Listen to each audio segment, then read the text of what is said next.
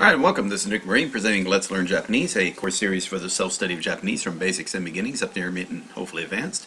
As usual, today is a Let's Read Japanese, so up above we'll be playing the audio, video or audio, whatever I'm wanting to listen to.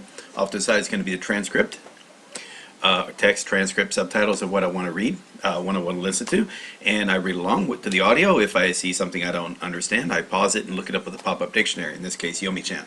Cool. Now, this is Neon Genesis Evangelion, so it's episodes 9 and 10. So we're about a third of the way through the series. Hit the halfway point tomorrow, if or whatnot. I did skip a couple days for doing these broadcasts because, okay, I procrastinate a lot.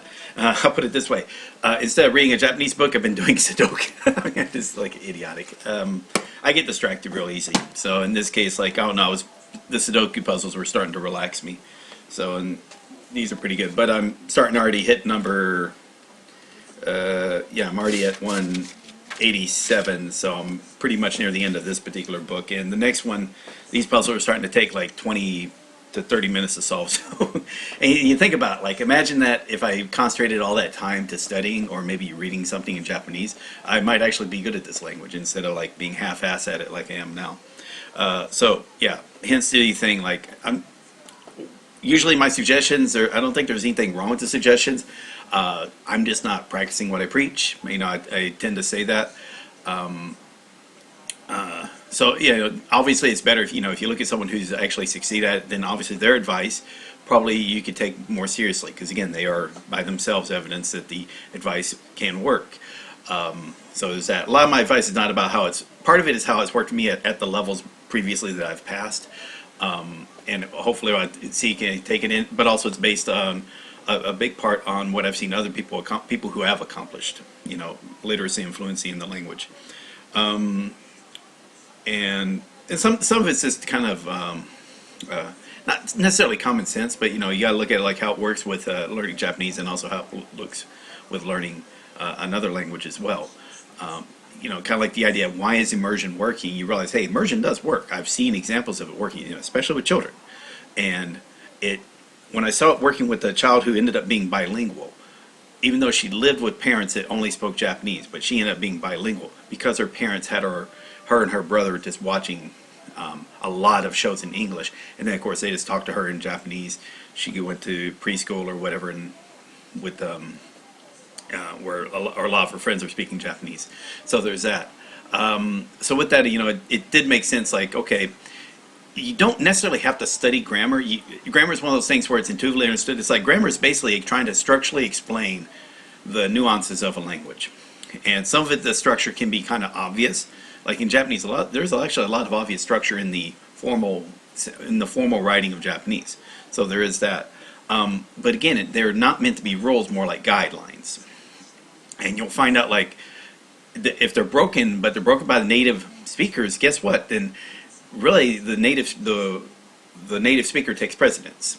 You got to realize that. So, if you look at how English used to be, like the whole idea behind spelling didn't get, let's say, canonized. What's a good term for it? But it wasn't really locked down until dictionaries came about, and they're saying, this is the way you're going to spell it. And then the spelling kind of got locked down, and then the spelling never evolved to match with the pronunciation anymore. It kind of got stuck in the, hey, this is how it was originally spelled, and we're going to keep spelling it that way, even if the pronunciation now has very little to do with the spelling. Hence the reason why we have the PH and WH and maybe X instead of CKS. So if you look at backs with, like we say, anything with CKS can be replaced with X in English, or anything with PH can be replaced with F, and the phonetic pronunciation will be the same.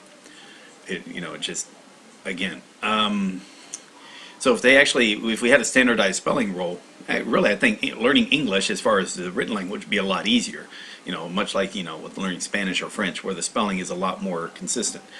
Again, there's my understanding. You don't have spelling tests in Spain or Mexico, or in France. Now in Japanese, they do have kind of like have a spelling test, but it's just about part of it is writing the correct kanji. But that's the written language, and that's a separate and apart from the grammar.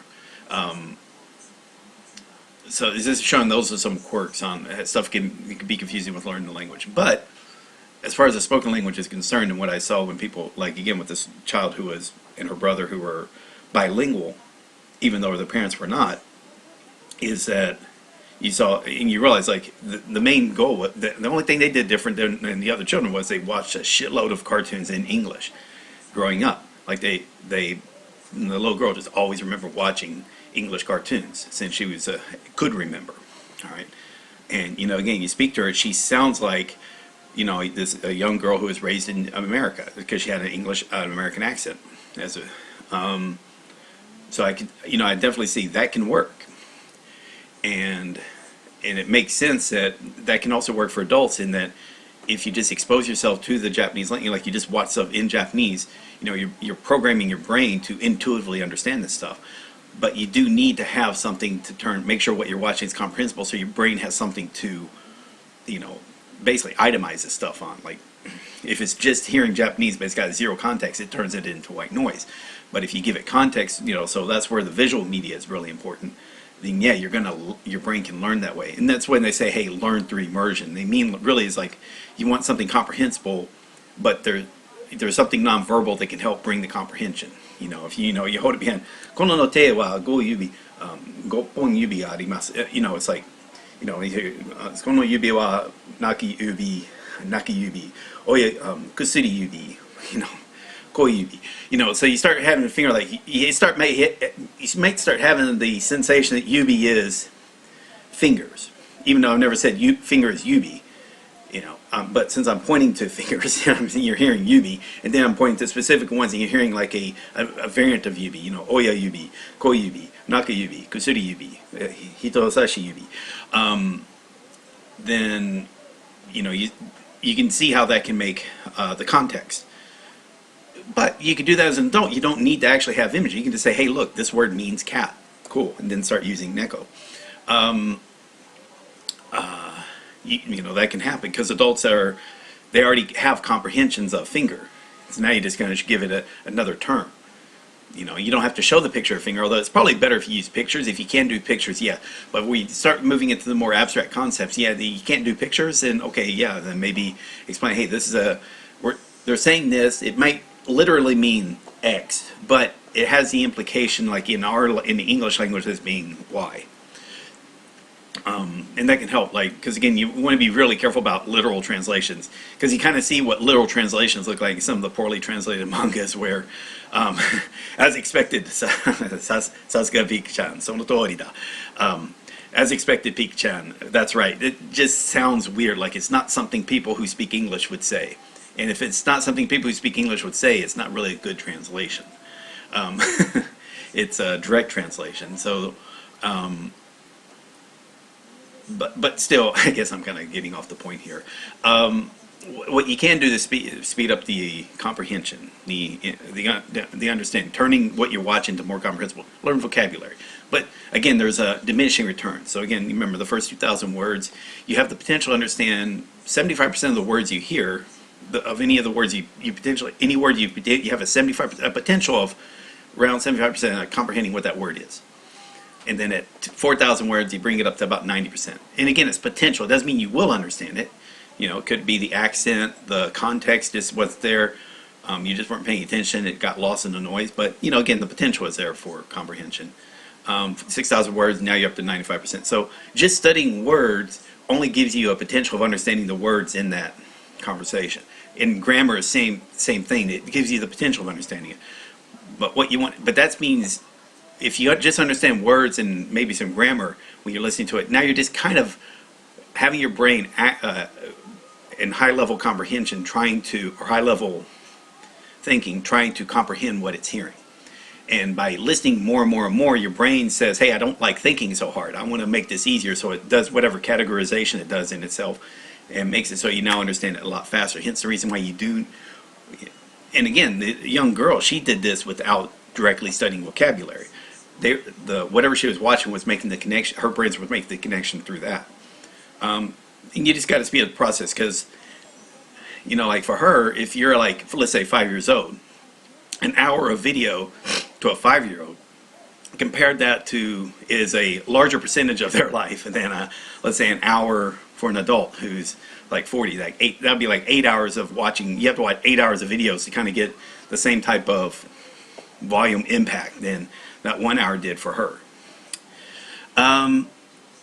Anyway, Dr. Malone is saying, yep, I think they say adults can learn language faster than children because they understand more abstract concepts. Unlike children, adults do not spend their whole time with immersion. Yeah, and so there's a give and a take. Yeah, it's true. It doesn't mean like, okay, oh, you know, in theory you do this, it'll work. So we're trying to avoid the whole thing, hey, what works in theory, and say, hey, look, this is what happened in reality. And I think the one theory is like, okay, it's just about how much immersion you need, and you need a lot of immersion. The more you read, the easier it's going to get to read. Even if you never learn any extra additional vocabulary words, the reading get easier with you know, like what you do understand gets easier, if that makes sense. And it's going to also happen with speaking. Like the more you speak or listen, then you're going to get easier at listening, and then that also, then later on when you get to writing, typing out words, we're not saying handwriting, typing out words and speaking, that's going to get easier. The more you do it, you don't need to know 20,000 words in order to write Japanese. You probably write out quite well with just, you know, a couple thousand words or 4,000 words. In fact, your active vocabulary, when you can see a concept and describe it. Like you look at an object, how many different ways could you describe it in Japanese? You know, and that's kind of limited with your vocabulary, like the number of colors. You know, is it red? Is it vermilion? Is it blue? Is it navy blue? Is it sky blue? Is it azul? Is it yellow? Is it gold? Is it, you know, that's just colors. You know, and think about the color wheel. Then now think about sizes. Is it huge? Is it huge? Is it enormous? Is it small? Is it petite? Is it, she's not doing very well with the different words. But that's with you being able to express concepts. However, your passive ability, when you hear a word, you know what it means, is most likely larger. Like for every one word you can actively come out and say it, there's probably 10 words that you actually do understand and comprehend. And you'll understand when you hear it. It wouldn't be the first thing that comes to your mind. Like you may not be able to list out from memory if you're from the U.S. You couldn't list out all 50 states, for example. You probably couldn't. You're probably going to skip over states. But when I could probably give you a name of a city or something, and you'll know immediately if it's not one. You'll know immediately if it is a state. Like if I tell you Dallas, you know it's not a state. I tell you Texas, well, yeah, that's a state. If I tell you Oklahoma, okay, that's a state. If I tell you Juneau, you know it's not a state if you're from the U.S. Even though you probably, you know, and if I told you Juneau, you know it's not a state. You might know it's the capital of Alaska. You might not. You know, Montpelier, Des Moines, Iowa. The capital. Now, if I ask you what's the capital of New York, you might think New York City. All right, but you might not, or you might know it's not New York City, but you forgot. Then I tell you Albany. It's like, oh yeah, that's the capital of New York. You know, like, or the capital of California. You know, it's not Los Angeles, but what is it? You think, and if I tell you, say like San Francisco, you say no, that's Sacramento. Oh yeah, it's Sacramento. Right. So you won't have that active recall, but you do have it indexed in your head, this knowledge, and then your brain knows, like, it may not be able to get it out, but it knows it's got that slot there. They can fit that piece of information that, yeah, that fits. That's probably what it is. And that's comprehension, and that's a good skill to have. That's a really damn good skill to have. And the big problem with the language learning community is we put too much emphasis on output, where if you can't say something fluidly, then you don't know the language, which is obviously bullshit. And it's actually really good to get, try to improve the comprehension of it. And the problem is, how do you develop comprehension? Like, how do you gauge or say, oh, okay, this person's comprehension is improving? That's a very difficult thing to do without an active teacher to do it. That's what the beauty of Anki is. It actually is a test of your comprehension, your recall ability, which is essentially you're testing your comprehension. So there is that. Like, how well you do at Anki is a good indication of how well you especially if you got a very good set of information in Anki, it's a good indication of how well you know the language.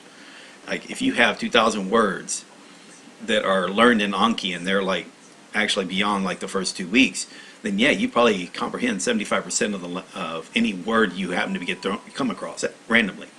You know, if you got 4,000 words, and you're probably up at the 90%. 6,000 words, 95%. You know, 10,000 words, 98%. Same thing with, you know, and those words with kanji. So it's like, now I know personally, if you just know, if you've added 2,000 kanjis from remembering the kanji, that doesn't mean you can know how to pronounce those or know it if it's used in a word. You just happen to know those kanji. But again, that's some pretty good skill to have.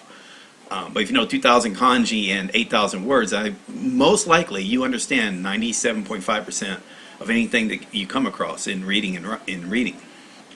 That's just with the reading. Listening will be a little bit differently because your listening ability, just because of the nature of Japanese, is harder to develop. But the best way to develop it is to listen a lot. The more you listen and comprehensible, like active listening. The passive environment is good, but the reason why you have this whole passive listening thing is that the Japanese audio is always there. So when you do pay attention to it, now you're then turning on the timer for your active listening. And the longer that timer is on, the better your active listening gets. Now, and of course, so that active listening is only useful, like the more you can comprehend, the more benefit you get from that active listening. So, but still, 50% of something is still better than 100% of nothing. So even if your comprehension isn't even that high, that time of active listening that was present will benefit you. I don't know why I was kind of getting into this. I'm saying a lot. And this is nothing new. I've said all this before, and I'll probably say it again in the future. Part of this is kind of convincing myself, internalizing this information. Because sometimes I have to explain this to the same ideas to new people, and I need to make sure I say it in a way that can be relayed smoothly, and the other person can accept it as good information. And it's probably good to practice that. All right, so let's see. How much time have I been doing this? All right, well, I've been talking way too much. Sorry about that. Let's get to reading. And for those of you who had savings in the stock market, my apology. Same here. You know, my retirement account probably. Actually, mine probably wasn't hit as bad because I had shifted it from the, what was called the 2040. It was a TSP, Thrift Savings Plan, which is for government employees and military. So I was putting into that while I was in the military, and I had moved that last year over to the what was called the G fund, which is essentially government bonds, and because I was kind of anticipating that. Now it took a year. It was like almost a lot of months passed before it finally like okay, yeah, my risk aversion steps kind of sort of paid off. The problem is, again, here was the downside, was that there was actually a lot of market gains in that time on my investment or in my retirement. So it could have been like 10 or 20% that it could have been raised, but it wasn't because it wasn't in that 2040 fund. However, now that fund's probably like real low. Yeah. Anyway, so it was partly following all that, like all the insanity that's happened over the last 2 days, that kind of like I just wasn't in the mood for doing videos like this, and I apologize. I should keep this as a daily, and I don't. It's a good thing to do daily. It's a good thing to read daily, and I'm not even reading daily, not even offline, so that's not a good thing. And my ability won't improve if I don't do this. That said, though, I mean, I was watching stuff on Netflix. I've been Altered Carbon's really good. And you can watch that in Japanese, so that's kind of cool. And my wife and I were watching Nodame Cantabile we're going through the series again when we're having dinner together, so that's kind of cool. So yeah, I mean, there is some Japanese, but not to the level which I should be doing it. Okay, with that said, let's get started. All right, episodes 9, 10. So the new character met up. I already forgot her name. Sorry. And we'll be getting into it. So she's from Germany.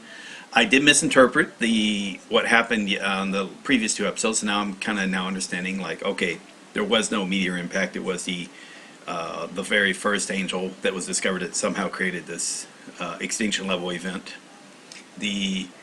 And the other angels seem to be following the first creep. They've got the first angel, Adam or whatever it is, and they're apparently trying to recover that, or whatever reason, trying to get at it. So there is definitely a deeper story going on. It's not what's happening up front is not again, there's the line being told to everybody. That's how we were revealed, what everybody else knew. Now we're saying, nope, there's more to the story, and we're getting that as well. So it's kind of interesting. It does kind of, though, if this is so top secret and they want to keep it all top secret, they wouldn't be letting two high school kids, especially one that has a video camera, just walk around, essentially documenting all this stuff. Just a thought. All right, let's get started. Okay, so we're on where are we at? Yeah, okay, number 9. Okay, cool. All right, I'm going to turn the microphone down to 30. There we go. Test 1, 2, 3, and let's get started. And again, apologies for taking so long.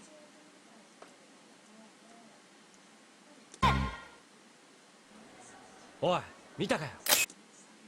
見た。何が？知らねえのか、あの外人。外人？ああ、2年 A 組に転校してきたんだよ。先週グーだよな。宗龍アスカラングレーって言うんだってさ。Asuka. Soryu.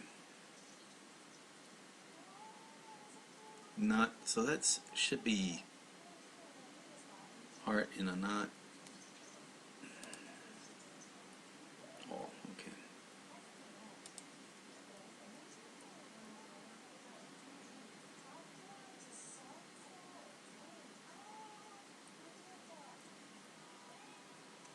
Langure.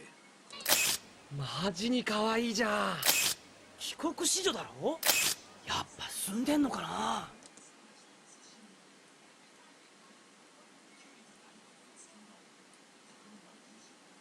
バカ言え。きっとドイツで辛い別れがあったんだ。That's super creepy.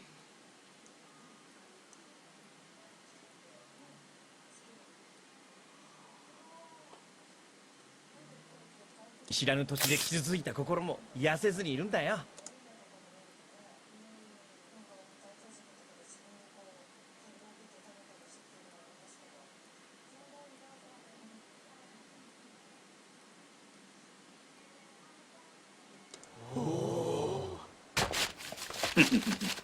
ああ、猫も百死も。Shakshi?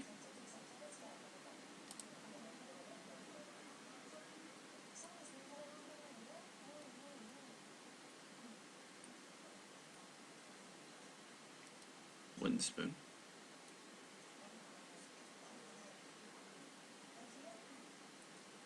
Shakshi. Neko mo Shakshi mo. アスカか。皆平和なもんや。マイダリー。写真にあの性格はあらへんからな。Hello? Shinji? Guten Morgen? Guten Morgen. また朝から新規臭い顔して。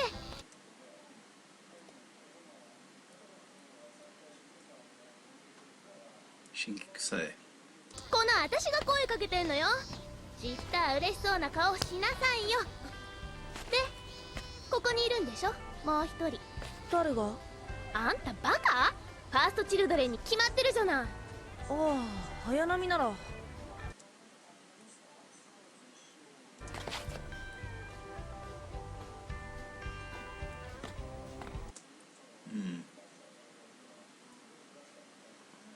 Can't really make out what they're saying.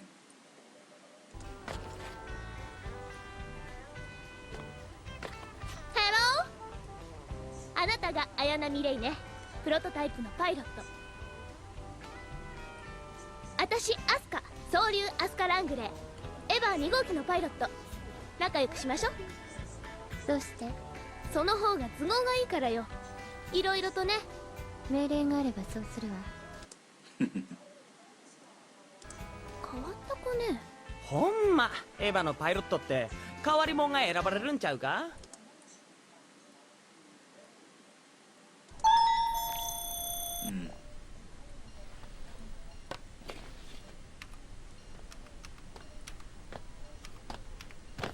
少し痩せたかな。そう。悲しい恋をしてるからだ。どうしてそんなことがわかるの？それはね、涙の通り道にほくろのある人は涙の通り道に一生泣き続ける運命にあるからだよ。 Let's see if that's a phrase. 涙の通り道に送ろう。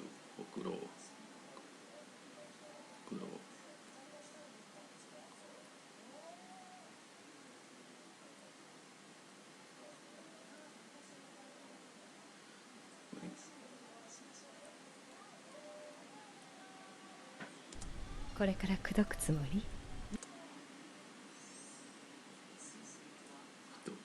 ？We have replying answer.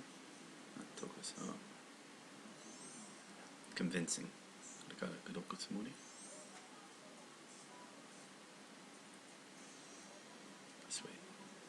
でもダメよ。怖いお姉さんが見ているわ。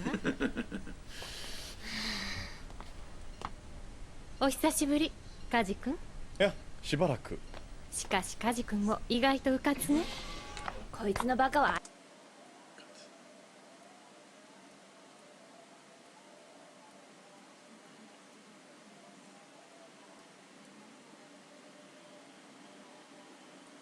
相変わらずなのよ。あんた2号機の引き渡し済んだんならさっさと帰りなさいよ。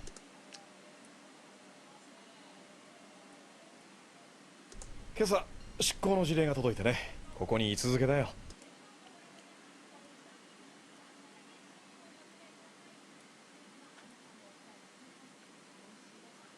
Make sure that should be departure direction, right? Temporary relocation. 今朝出航の辞令。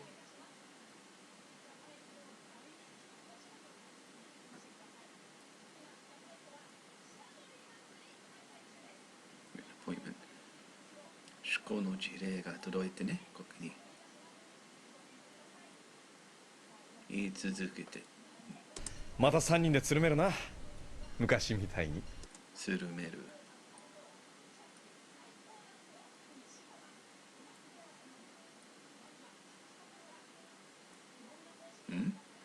まだ3人でつるめるな。誰があんたなんかと。敵襲。警戒中の巡洋艦春田より入電。警戒 Attack order. Precaution. Okay. 警戒中の巡洋艦。Let's say patrol boat. 巡洋艦 Cruiser. 巡洋艦あるな。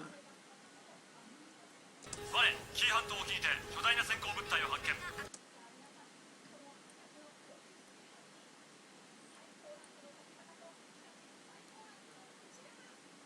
Key Peninsula.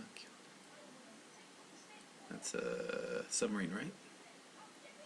Senko. Senko submerged animal, underwater animal, right? Senko butai. データを送る。受信データを照合。 Should be display.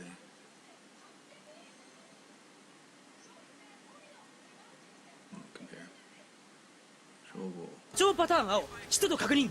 総員第一種戦闘配置。瞬間心かすめて Okay. In an instant, the love builds up.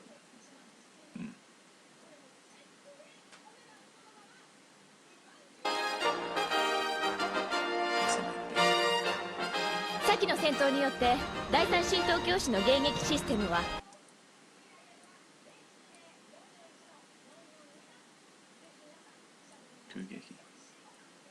迎撃大きなダメージを受け、現在までの普及率は 26%。 普及率 Repair Restoration 普及率は現在までの普及率は実戦における稼働率はゼロと言っていいわ。実戦における実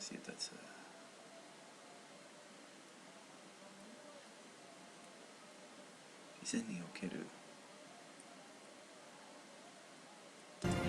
したがって今回は上陸直前の目標を水際で一気に叩く。上陸直前、before landfall, right before landfall 目標はそういう一気 at once. Okay, attack while it's still on the water. Okay, cool. I assume. 直前事故起こるすぐ前 right before. Come on, get out of the way. 初号機並びに2号機は交互に目標に対し波状攻撃。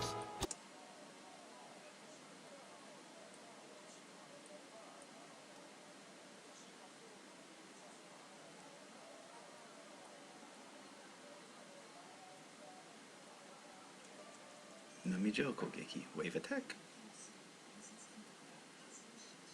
Attacking waves, okay.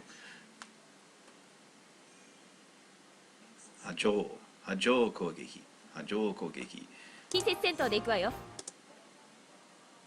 直接戦闘 contact, okay. 行くわ。了解。ああ、日本でのデビュー戦だっていうのに、どうして私一人に任せてくれないの？仕方ないよ、作戦なんだから。言っとくけど、くれぐれも足手まといになるようなことはしないでね。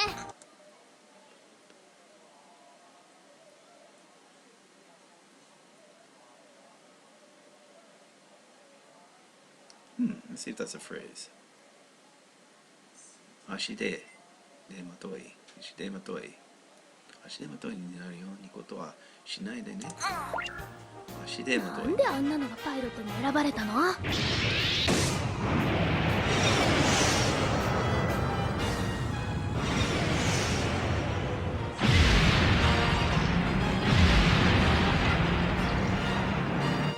二人がかりなんて器用でやだな。卑怯。趣味じゃない。私たちは選ぶ余裕なんてないのよ。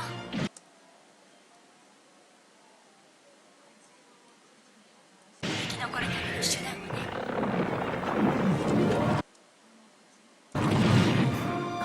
来た。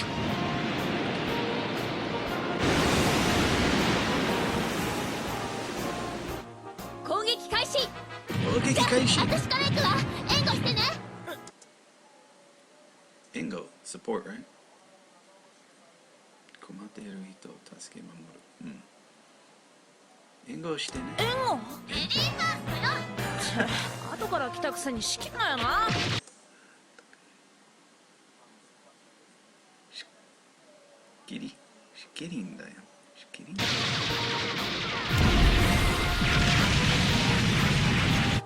ける。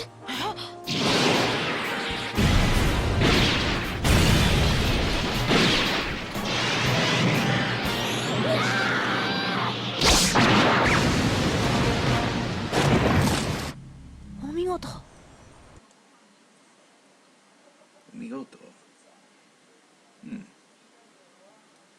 I wanted something real quick. 素晴らしさま。お見事。どうサードチルドレン。戦いは常に無駄なく美しくよ。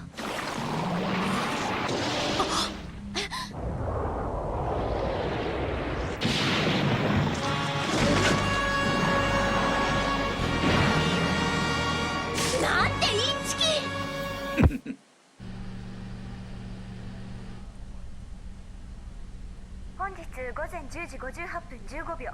Let's see, project. Sadon. That's Sadon, right? Sadon. 2体に分離した目標項の攻撃を受けた初号機は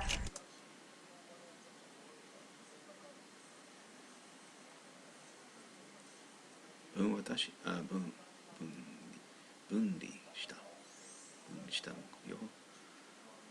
駿河湾沖合2キロの海上に水没。Suru. Fish and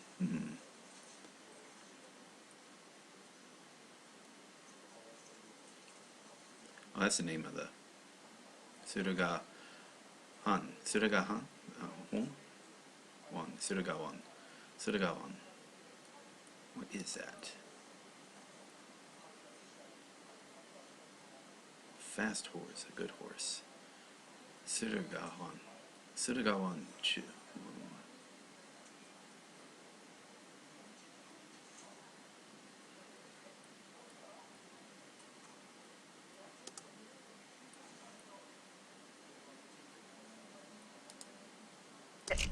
同20秒、2号機は目標オツの攻撃により活動停止。Okay.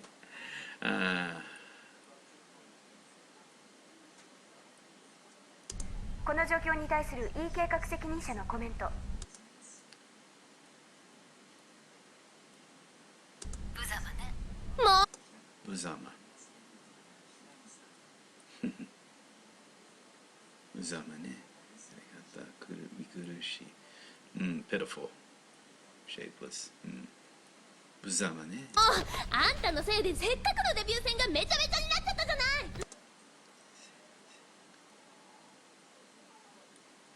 何言ってんだよ。ソウリュウが間抜けなことしただけじゃないか。Manuke. No, I keep forgetting.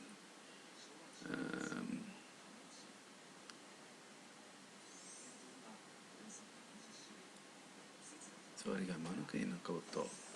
マヌケなこと。マヌケ？どうしてグズなあんたがそんなこと言えるのよ。ずうずうしいわね。なんだよ。焦って倒そうとするから大変なことになるんだろ。何よあれ。海の中で午前ドラえもんみたい11に。時3分をローゼン。もってネルフは作戦遂行を断念。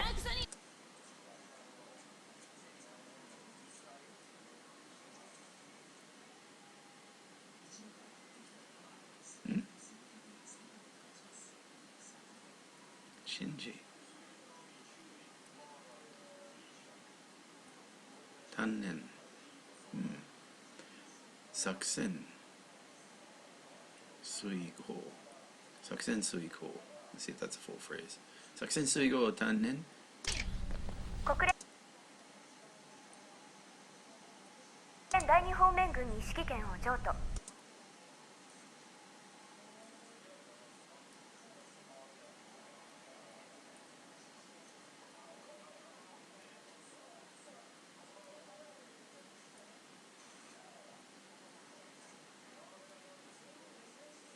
国連 that's United Nations 大連邦連合指揮人 Commander, right? 指揮権の譲渡指揮権の譲渡まったく恥をかかせおって。同05分 N2 爆弾により目標を攻撃。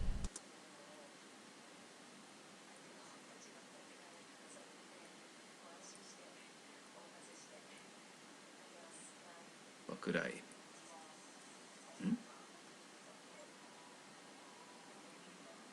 Missile attack from sea? Depth charge. Okay. 爆雷 into 爆雷により目標攻撃。また地図を書き直さなきゃならんな。抗生物質の 28% を焼却に成功。やっ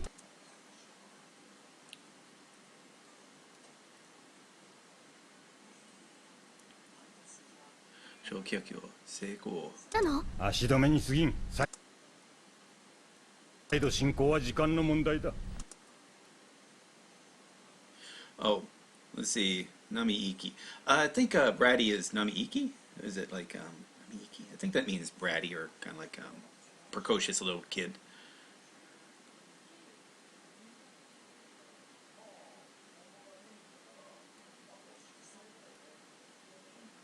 Ashidome. Ashidome is Sugin. Let's see what they Sugin. Sugin. No. Sugenai.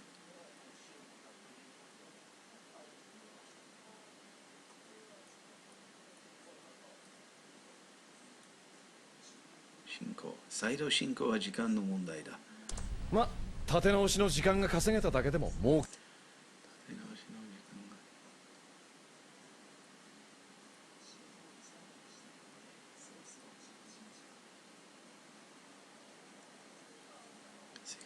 獣っすよ。もう着物。うん。してください。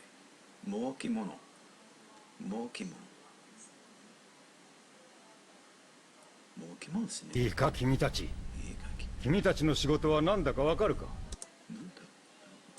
エヴァの操縦。違う。使徒に勝つことだ。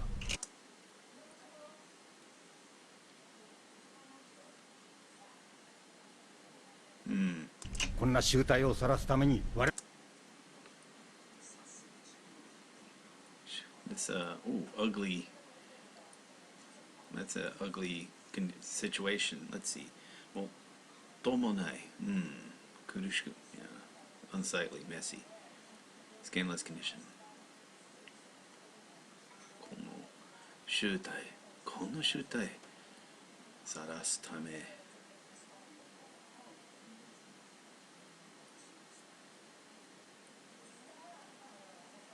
We yeah, show up. Be clearly show, right? Expose oneself. こんな醜態。この醜態を晒すため。我々ネルフは存在しているわけではない。そのためには君たちが協力し合って。なんでこんなやつと。もういい。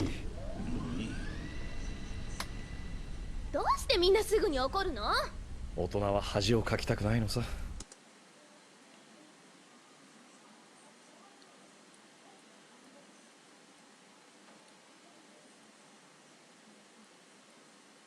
恥をかく。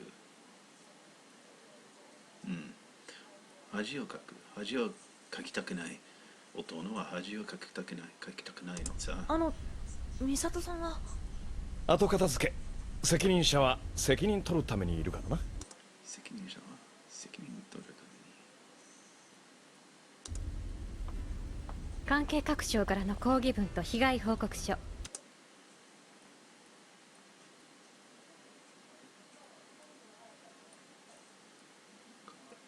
各省。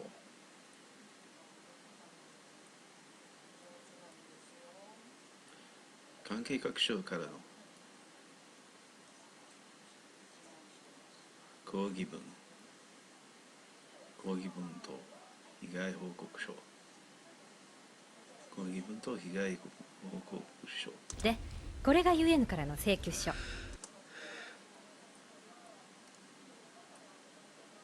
Oh, she got a bill from the UN? Wait, 請求書。広報部からの苦情もあるわよ。Counting the public relations. 広報部からの苦情。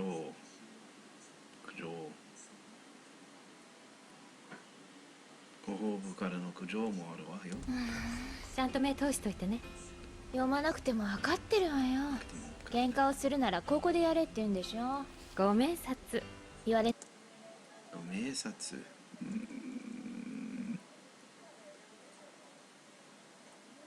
明察。なくったって人が片付けばここでやるわよ。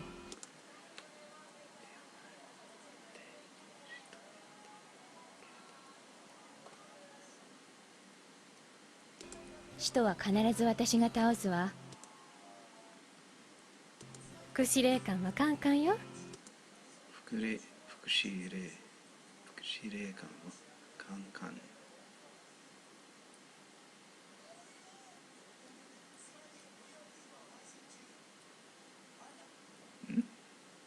I don't think that's that.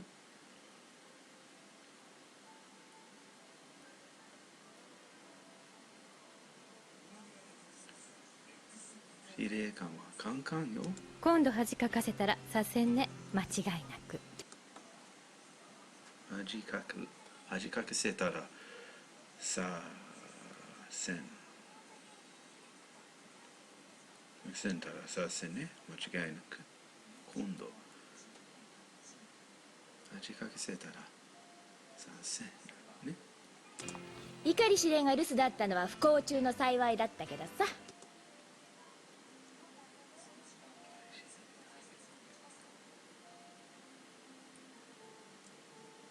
いたら即刻首よ。これを見ることもなくね。即刻いたら即刻首よ。で、私の首がつながるアイディア持ってきてくれたんでしょ。一つだけね。さすが限りつく博士。持つべきものは心優しき旧友ね。残念な。持つべきものは侵入視線、侵入式。Make sure that's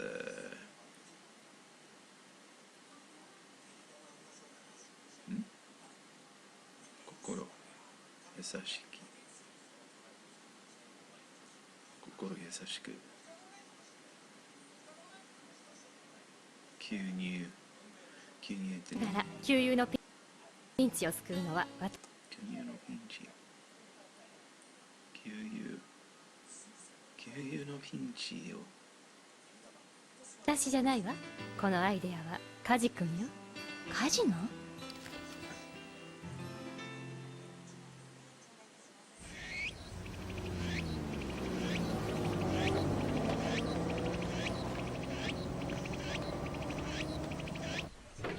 ただいまーって言ったって誰もいないか。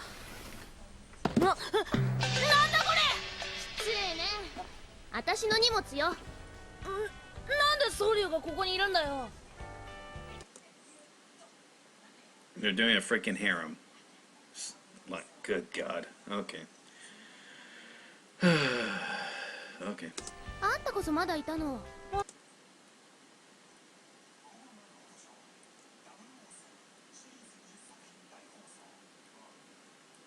無題なの。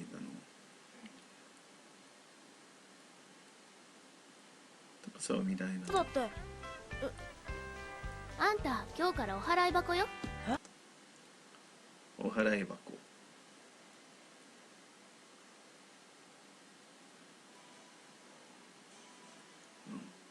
今日からお払い箱よ。ミサトは私と暮らすの。まあどっちが優秀かを考えれば当然の選択よね。もしか優秀か考えれば選択？いや選択よね。本当はカジさんと一緒の方がいいんだけど。しかしどうして日本の部屋ってこう狭いのかしら。荷物が半分も入らないじゃない。おまけにどうしてこう日本人って危機感足りないのかしら。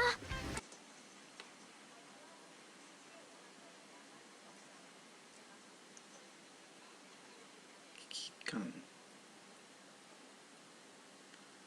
よくこんな鍵のない部屋で暮らせるわね。信じらんない。日本人の心情は察しと思いやりだからよ。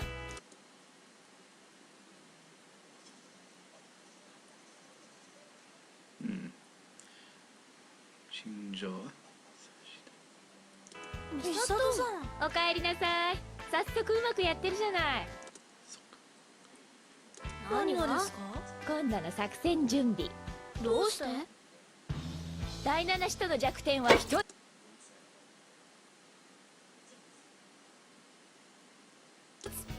分離中のコアに対する2点同時の荷重攻撃。分離中のコアに対する2点。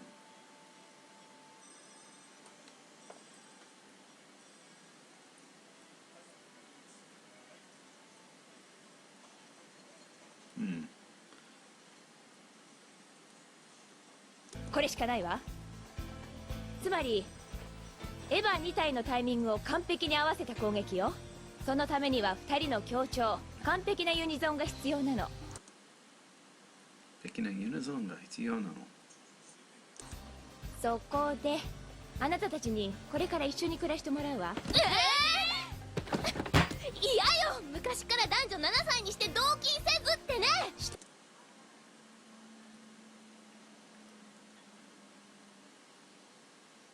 同金 Assume it means living together. 一つの家具の中に一緒に寝ること。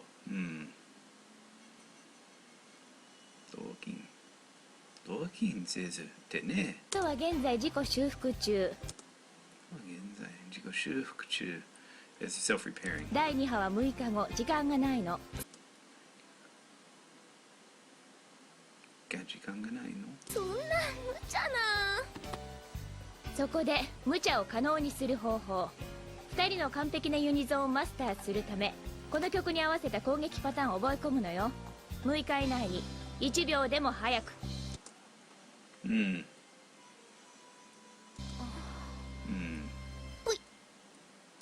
Fuck is pui? ぷい。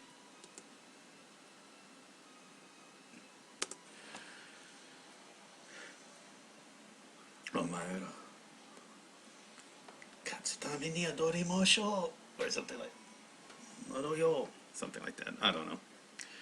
I'm sure it's going to be a phrase in there.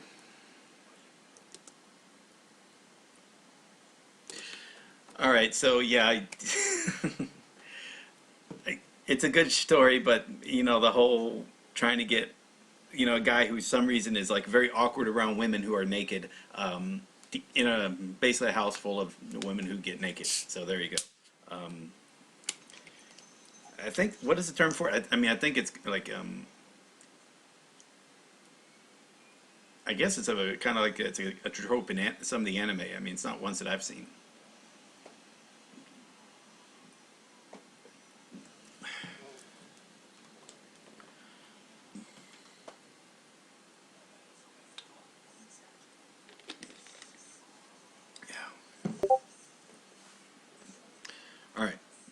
But and the attack was kind of funny. I mean, it's kind of comedic that they, you know, kind of got hit. So I think at least this part, first half, again, kind of weird. It got kind of complicated, and then it got easy. So again, once you get into the military terms, attack terms, and all that stuff, yeah, like the Axiomizer said, you know, this vocabulary, it's like, yeah, that's some complicated stuff there. Although, I guess Axiomizer looked happy, so maybe it was good for him or her. Anyway, let's get started. Okay. しかし、シンジのやつどないしたんやろ。 Oh, let's turn this up.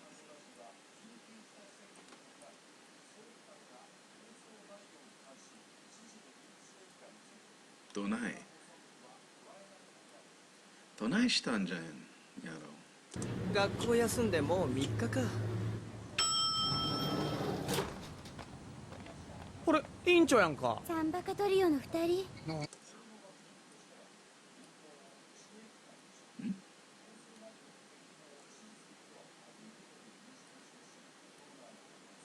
トリオ、サンバカトリオの2人。で委員長はここにおるんや。ソウリュウさんのお見舞い。あなたたち。ソウリュウさんのお見舞い。どうしてここに？ I thought お見舞い is like visiting someone who's sick. ソウリュウさんのお見舞い。But maybe it's just visiting someone who can't go to school also. イカリ君のお見舞い。なんでここで泊まるんや。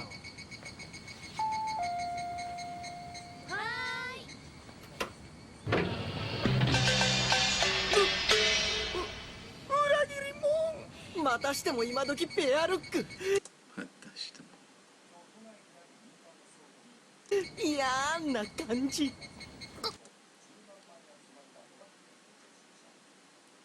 ペアルック。Oh, ペアルック。Yeah, okay. ペアルック。これは日本人は形から入るものだって無理やり美里さんが。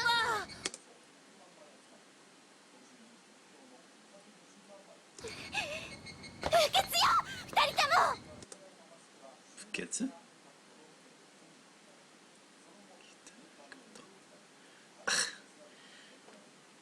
Yeah, sorry, they're just defending the Earth from an alien attack, so, you know, maybe give them a little fucking slack. 誤解だよ。誤解なのでもないわ。いらっしゃい。これはどういうことか説明してください。You know, maybe they don't have to explain to, you know, high schoolers, you know, government secrets. Just saying. そうならそうとはよ言うてくれたらよかったのに。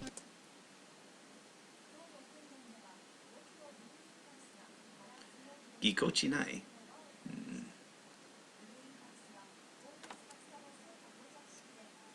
ぎこちないテンポ。あ、ぎこちない。ぎこちない。ぎこちない。Or if ぎこち。No, not saying it. ぎこちない。ぎこちない。テンポの。ユニゾンはうまくいってるんですか？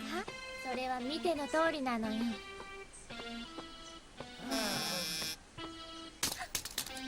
当たり前じゃない。この神事に合わせてレベル下げるなんてうまくいくわけないわ。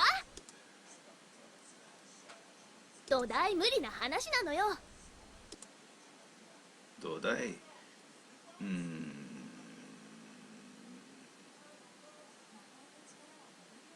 土台無理なんだ。じゃあやめとく？やめとく？他に人いないんでしょ？はい、はい、やってみて。はい。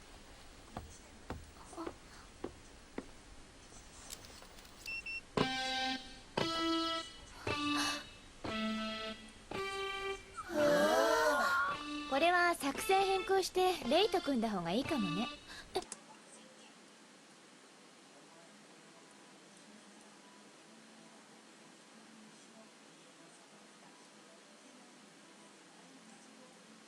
組んだ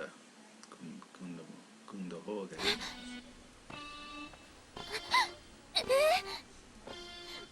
う嫌！やってらんないわ。鬼の目にも涙や。鬼の目にも。Let's see if that's a phrase. Nope. 鬼の目にも。Ah, even the demons cry. いいかりくん。追いかけて。女の子泣かせたのよ。責任取りなさいよ。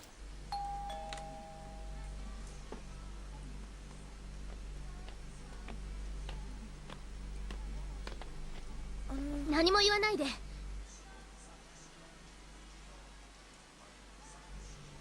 分かってるわ。私はエヴァに乗るしかないのよ。やるわ、私。こうなったら何としてもレイやミサトを見返してやるのよ。そんな見返したなんて。 Make sure about that. Oh, 見返すだなんて。何甘いこと言ってんのよ、男のくせに。傷つけられたプライドは10倍にして返してやるのよ。Wow. Okay. 10倍にして返して。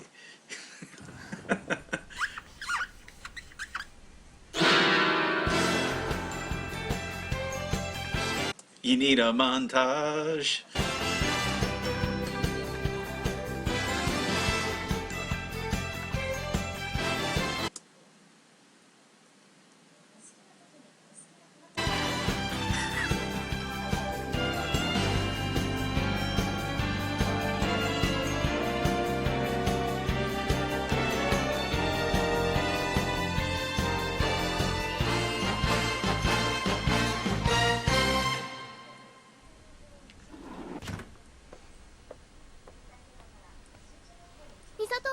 仕事今夜徹夜だったよ。さっき電話が。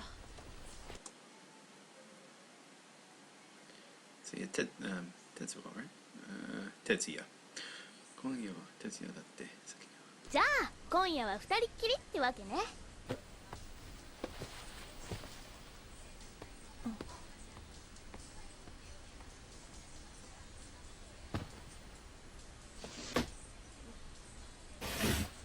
れは決して崩れることのないジェリコの壁。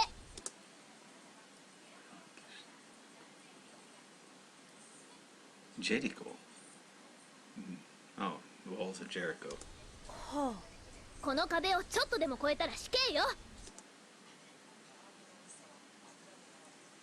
の壁をちょっと。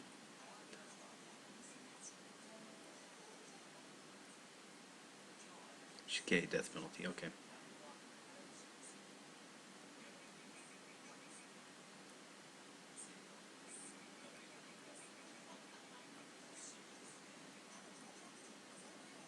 子供は夜更かししないで寝なさい。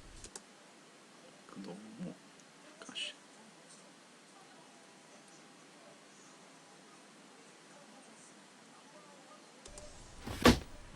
どうして日本人は床の上で寝られるのかしら。信じらんない。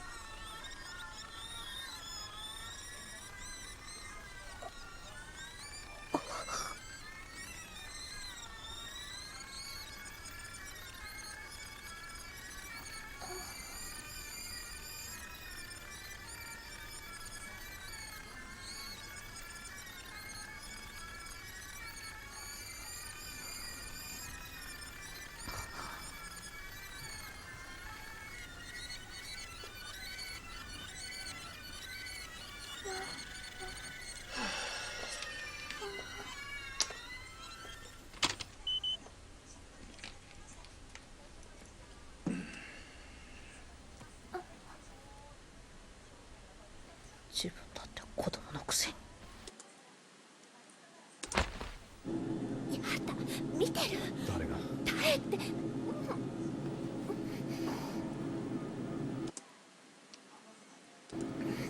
He fucks with everyone. Okay.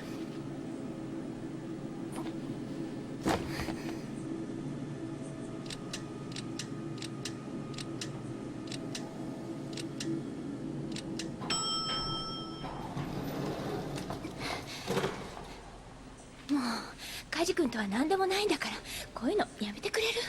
でも君の唇はやめてくれとは言わなかったよ。君の唇と君の言葉、どっちを信用したらいいのかな。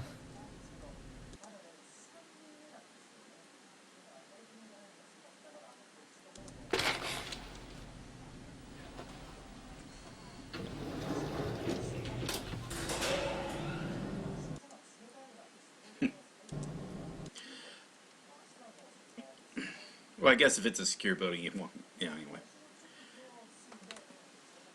We'll say, like, you see all these things like top secret for yours only and stuff. I was saying, now, don't know about Japan, but as far as like U.S., not really telling me anything really bad. It's just that you could have a building that's secure. So the idea is like you don't have to, basically, because the whole building is like a safe in a way. It's got control points of entries, and you don't have to be as, you can walk around openly with documents like that. If it weren't a open, like open secret, open top secret rated location, then you couldn't even walk around with that. That has to stay in a like transferring it has to be very careful, like even two-person integrity, stuff like that. It's just it depends on the situation, but yeah, like dropping in like that's a violation, because now you've made it visible to everybody. So you got to be really careful about that. So it's not like extreme, but it's got to be really careful, so it's not inadvertently shown to someone. It's not like you worry that the other person may release that to another group. Just that the other person who saw it just maybe hadn't been cleared, because there may be some weaknesses to that person that even they're not aware of. That's all. Just trying to keep the level, confidence level that this information is going to get into the hands of people who don't need to have it, or is at a higher level. But again, no, it's an anime cartoon. You know, again, you got a penguin slurping noodle. So I mean, I get you're not supposed to be taking this too seriously. But I think what's happening, the reason why I'm taking it like I'm like groaning at a lot of stuff, is it actually is a good story. They've got some really good stuff going on here, and they're kind of filling in the time with, you know, goofy shit that doesn't really need to be there. You know, you can kind of get the idea. Okay, you need these two characters to act in unison, act in sync. Like that's going to be really important as the whatever they're going up against gets harder and harder. Because again, I get it's playing like a video game right now where they're being exposed to heavier and heavier bosses, and I'm still not sure if those are being done on purpose. You know, again, it's like, but they're playing this like, oh, I gotta explain it. It's like, again, this is.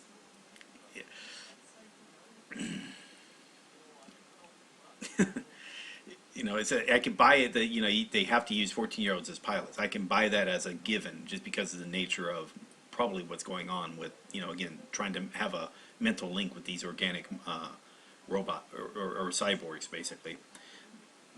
Or maybe robot's not a better one. It's like monsters. Monster would probably be a better term. The armored monsters. So I can buy a lot of that, but you know, this goofy stuff here, it's like it's kind of hard to take that seriously, especially it's like, you know, if you want to train, you know, I guess you got to make. Anyway, I'm worrying about it too much. Sorry about that. Just then we got another love triangle, or I guess it's not really a triangle. It's like a circle. Like they all three. She's just trying to not be a part of it anymore, and failing.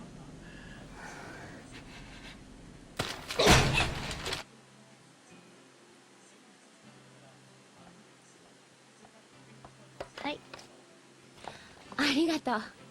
今日は珍しくシラフじゃない？シラフ。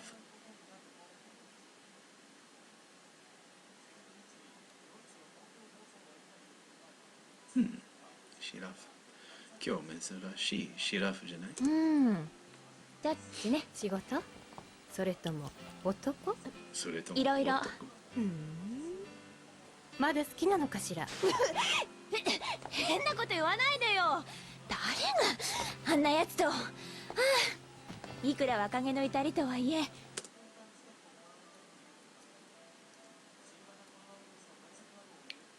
若気の至りとはね、とはいえ。あんなのと付き合っていたなんて、我が人生最大の汚点だわ。私が言ったのはカジ君がよ。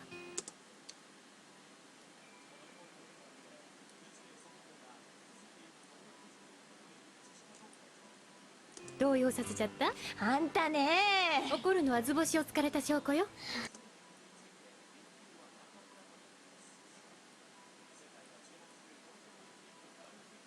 図星。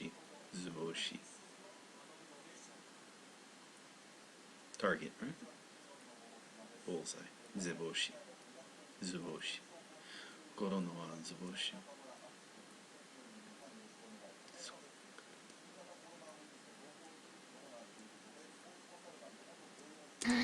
今度はもう少し素直になったら？8年前とは違うんだから。変わってないわ、ちっとも。大人になってない。さーて、仕事。明日は決戦だもんね。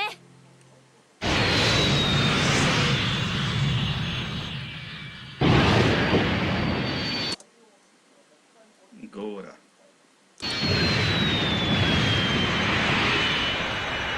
目標はゴーラ絶対防衛線を突破。来たわね。今度は抜かりないわよ。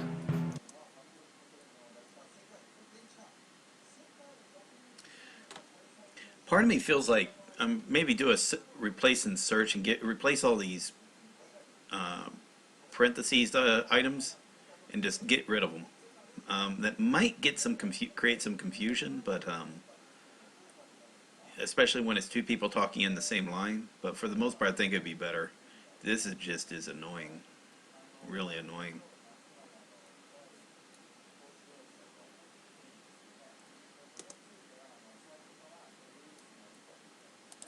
音楽スタートと同時に AT フィールドを展開。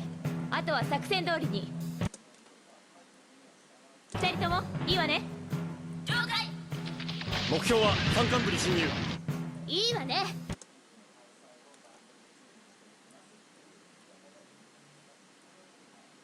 最初からフル稼働最大戦速で行くわよ。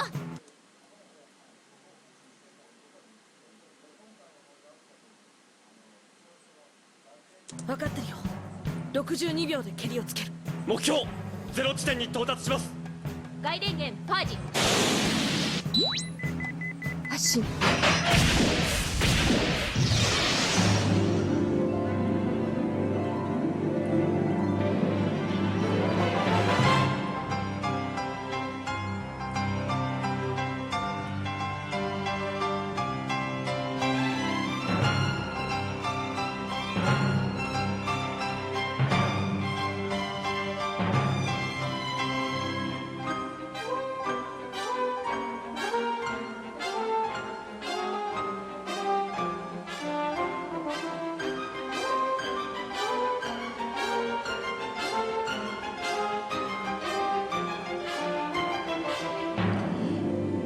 I'm wondering if like this is gonna cause, because I don't. It's kind of cool. I mean, it's different. This is very different. Fighting, synchronized fighting. It's the new Olympic sport. I think it'll be in Tokyo 2020. Tokyo 2020. Yeah.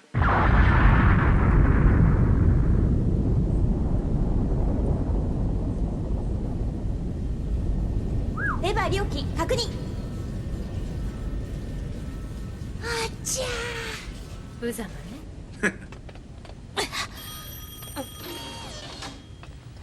ちょっと、私の2号機になんてことすんなよ。そんな、そっちが突っかかってきたんじゃないか。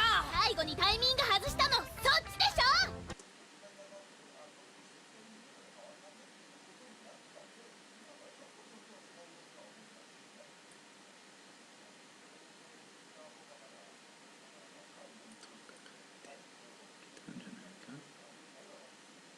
普段からボケボケっとしてるからよ。昨日の夜だって寝ないで何してたの。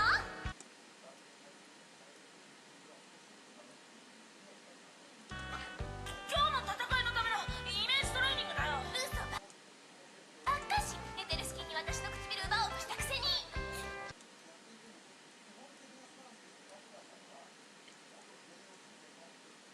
ずるいよ、起きてたなんて。ひどい。冗談で言っただけなのに本当だったの。キスしたのね。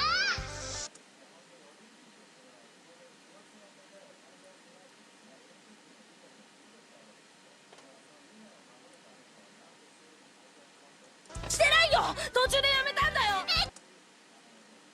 口から変態信じらんない。あ、そっちこそ寝言とね、どこまでいるが悪いんじゃないか。また恥をかかせおって。 Yeah.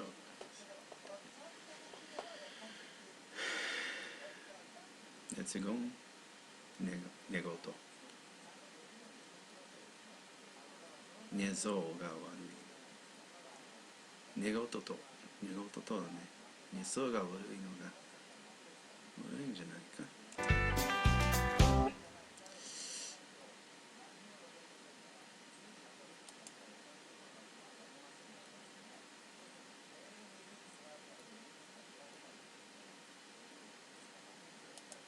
I love you。ん？羽化直前の使徒が眠る浅場山火口。うか。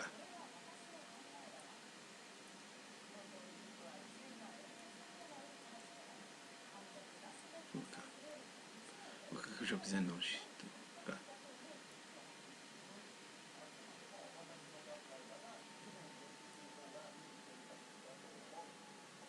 浅間さん、火山。ネルフは初の捕獲を試みる。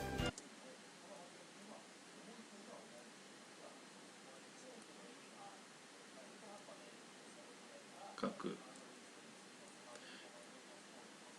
初の破格を、局地仕様のエヴァ2号機が灼熱の地獄へ挑む。Kyokuchi Shisama. Kyokuchi.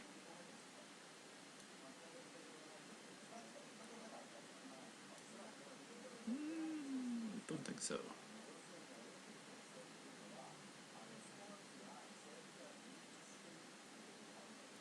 Nope, not seeing it. Kyokuchi Shisama. Kyokuchi Shisama.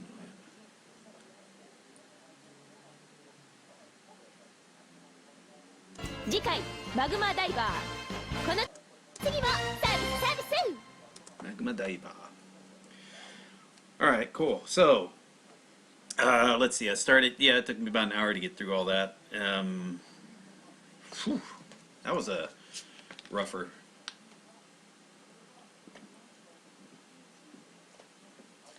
And to think, I was planning on doing 3 episodes of a session.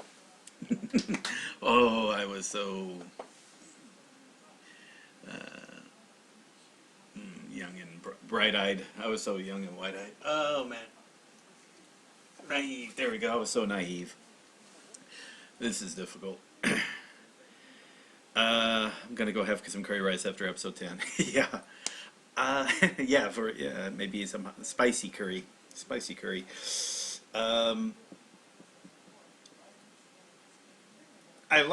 Again, the importance of the story was cool. You need to make sure these two are working together, and part of it working together is also they got to get along, not just as, and sometimes though you don't have to get along personally, just make sure they can work together in unison and sync. Part of me thinks so, they could have been doing this with, maybe in the virtual combat simulators and have that happen, considering what they'd have to be doing, because that type of unison fighting, you would think they would be practicing. Now, you assume they're practicing it, but it would have been nice if they showed it during that montage. That, not only are they living together, but they're also working and practicing together in combat as well. Trying to get that to work. Because that does happen in the military. I mean, when you're in the military, a lot of times the people you work with are also people you are.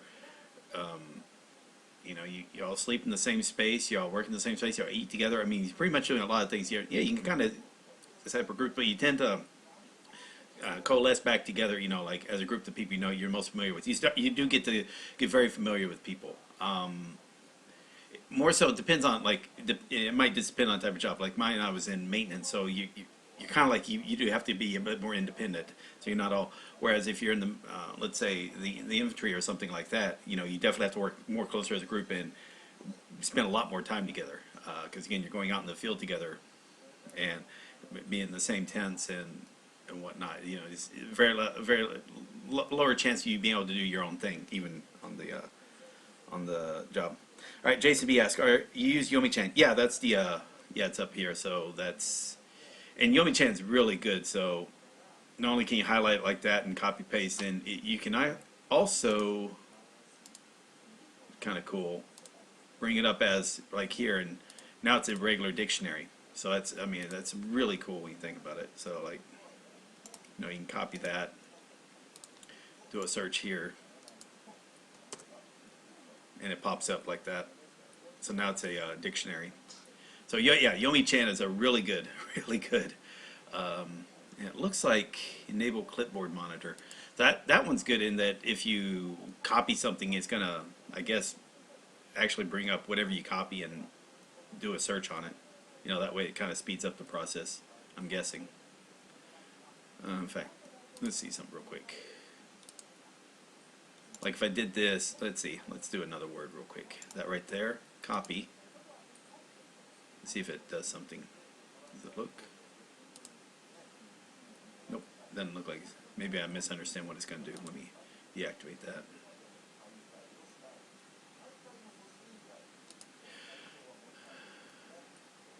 Let's see if we do it this way.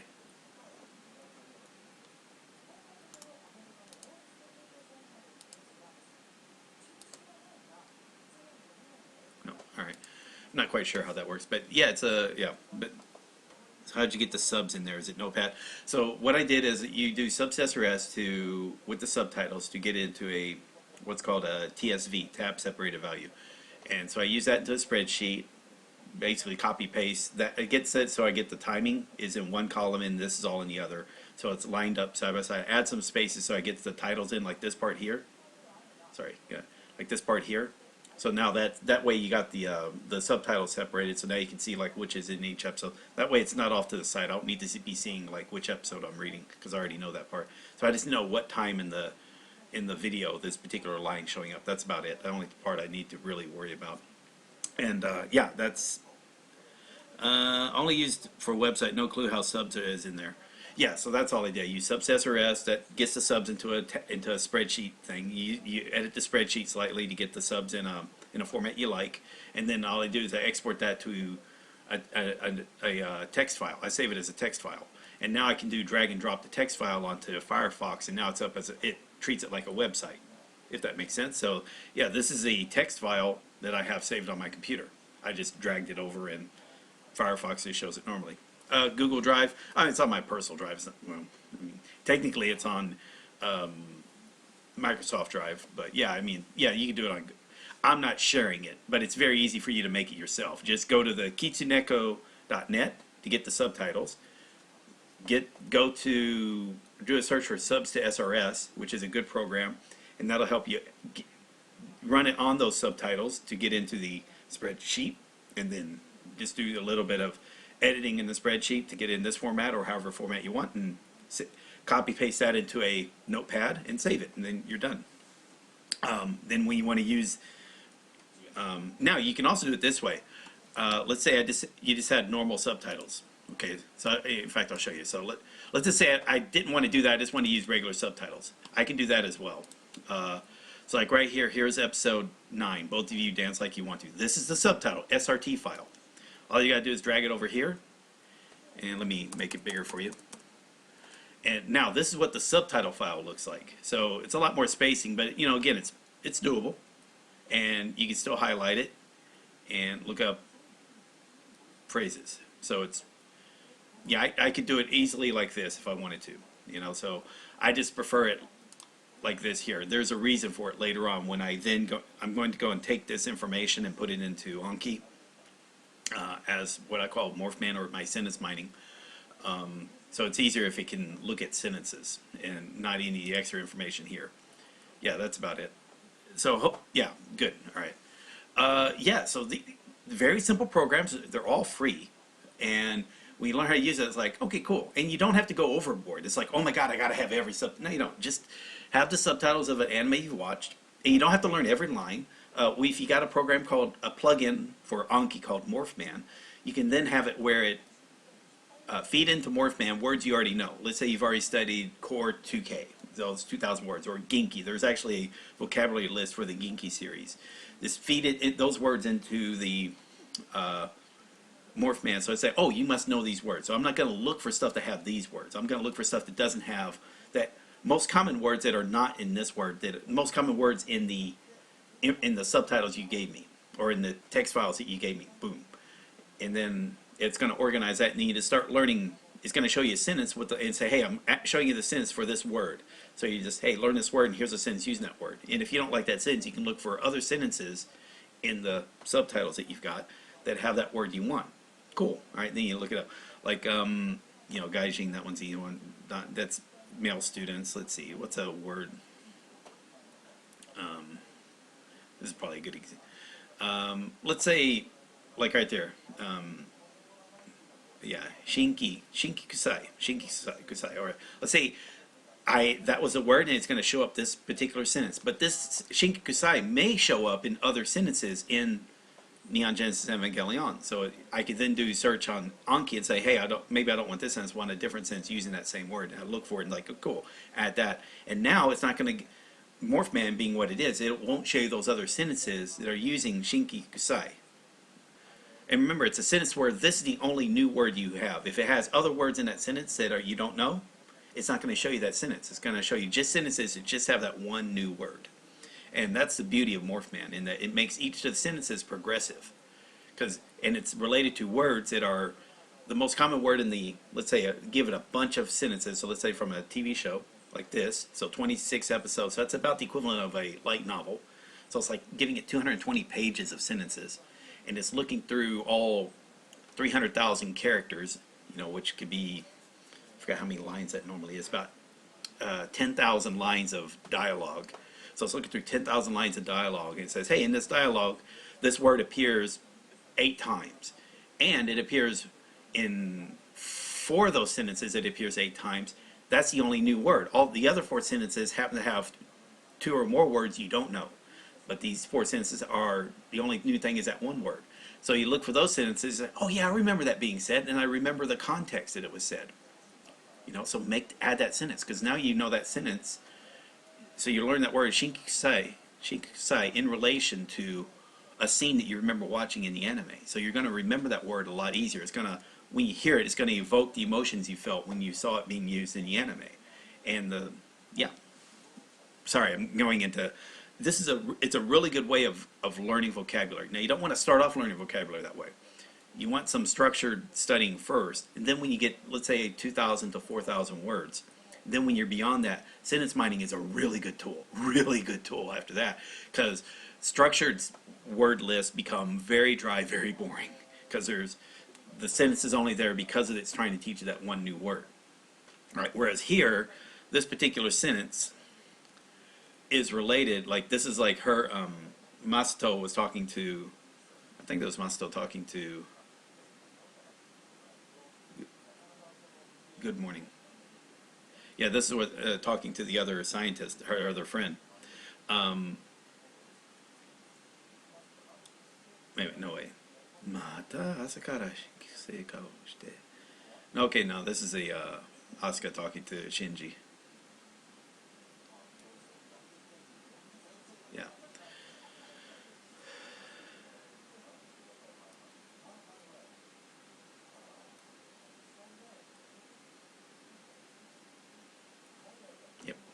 All right, cool. So, sorry about explaining it like that, but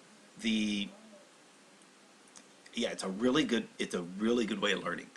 I'm not doing it. I should be doing it. I was doing it, and I stopped doing it when I kind of stopped studying for like 4 months or so.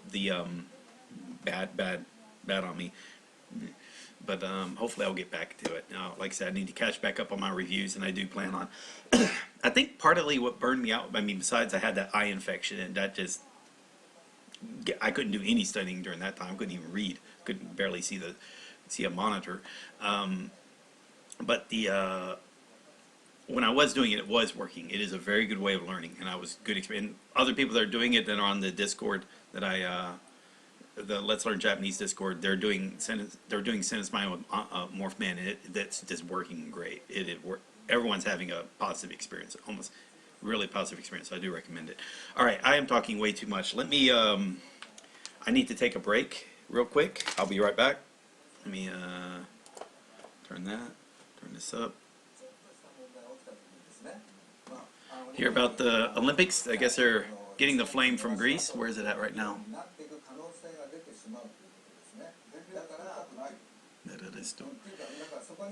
All right. So, yeah.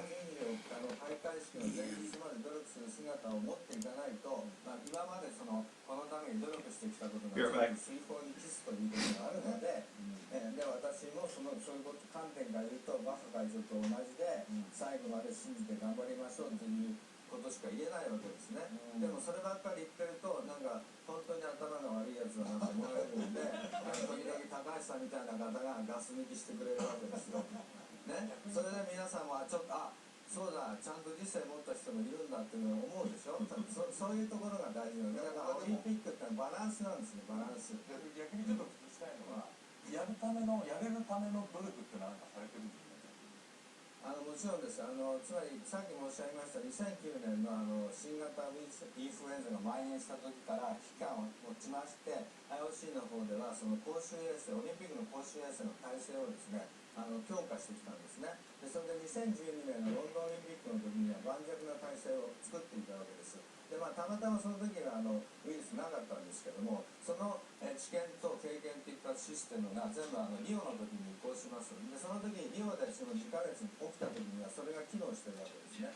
でこの知見と経験は全て今の組織委員会にも受け継がれてますから、で実際に日本で初のこのウイルス新型が出た検知されたのもそのシステムが稼働したからだっていう、話もあります。つまりそこで新しいウイルスに対しても今努力してるわけです。で先ほど山田さんおっしゃったように世界中から選手来るわけですけども、この選手っていうのは選ばれた選手でそれぞれの国と地域のオリンピック委員会が選手団を編成してエントリーをして認められた人たちだけが来るわけですね。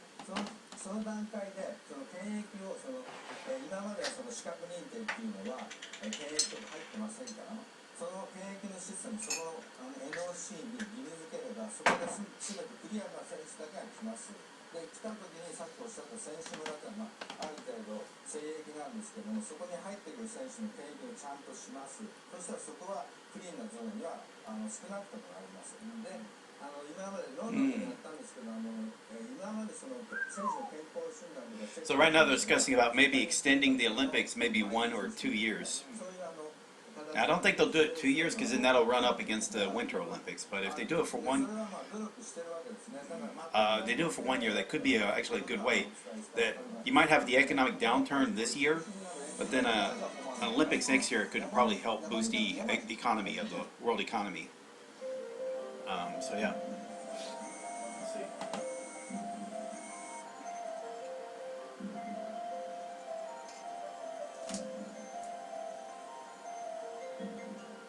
その声が介護現場からなくなるまでソワンはかけ続ける。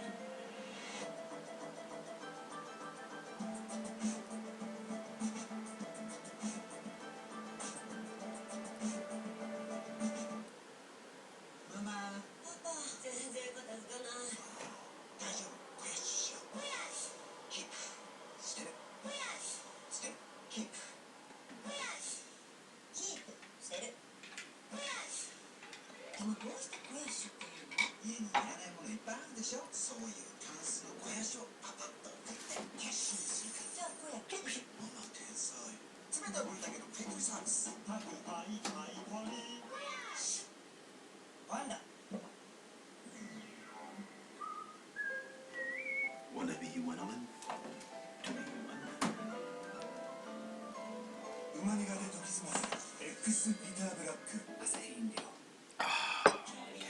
All right, cool. Turn down the TV.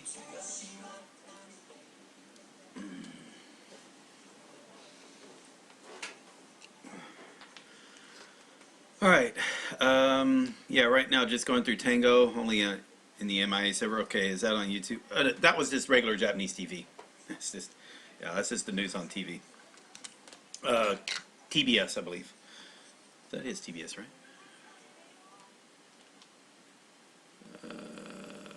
Yeah, TBS.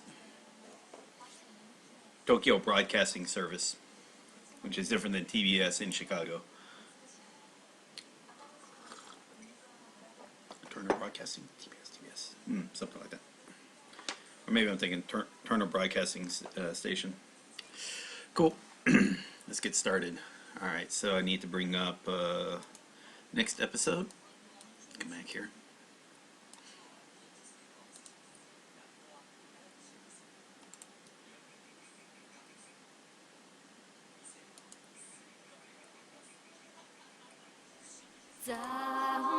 Nope, nope, nope.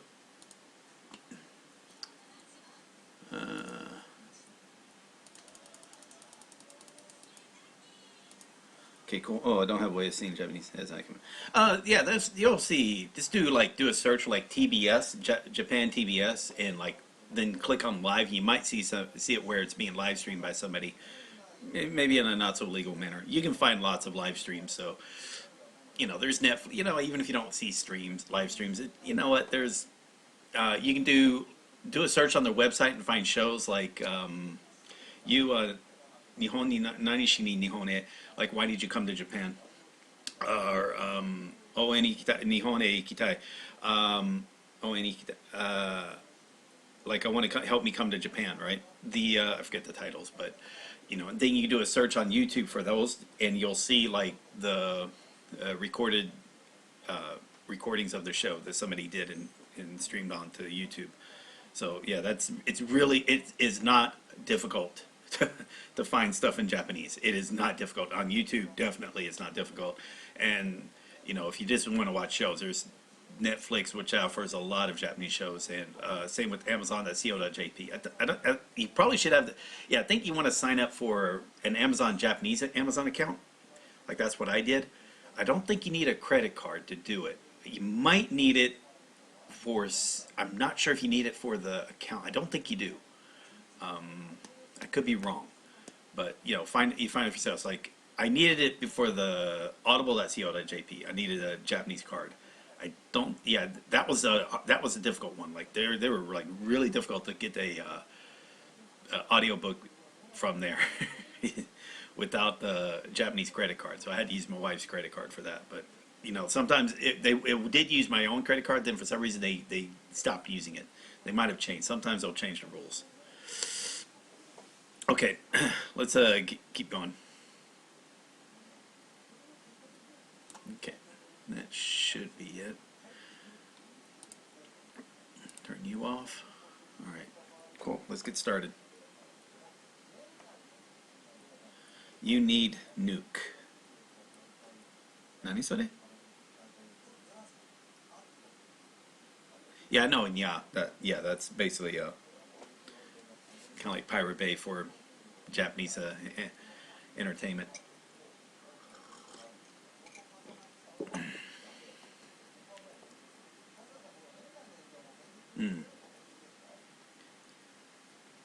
Okay.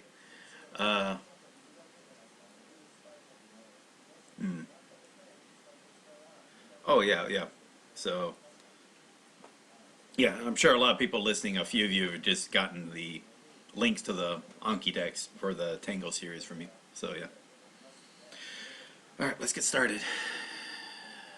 Let's see, right about here, 130.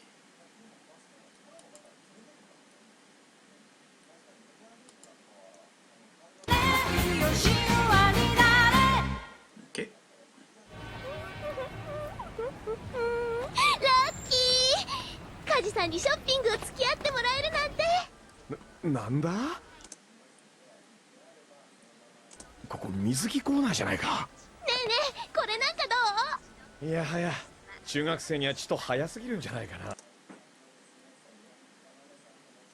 あ、カジさん遅れてる。今時こんくらい当たり前よ。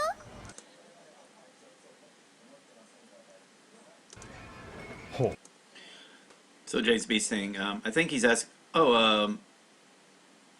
No, I think I already gave Kai the links to the deck. So,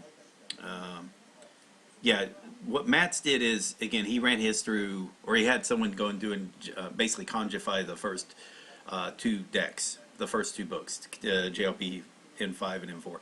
What I decided not to worry about that is because I didn't want to, because the way I've been recommending people is don't study like all 3,000 kanji from RTK 1 and 3. That's when it would first start out. And then later they switched it to lazy kanji.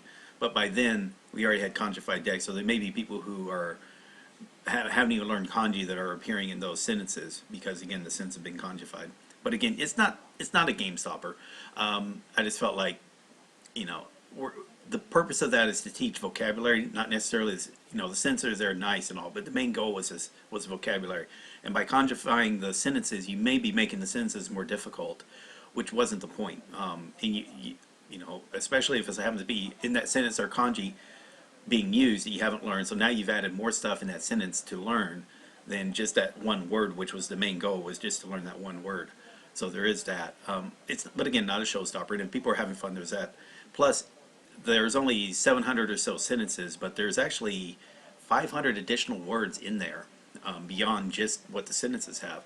And, these are useful words, but they're words that, you feel like you don't need a sentence for every word. Like, you need to learn the words for the numbers 1 through 30. You do need to learn those, and it's best if you treat them separately.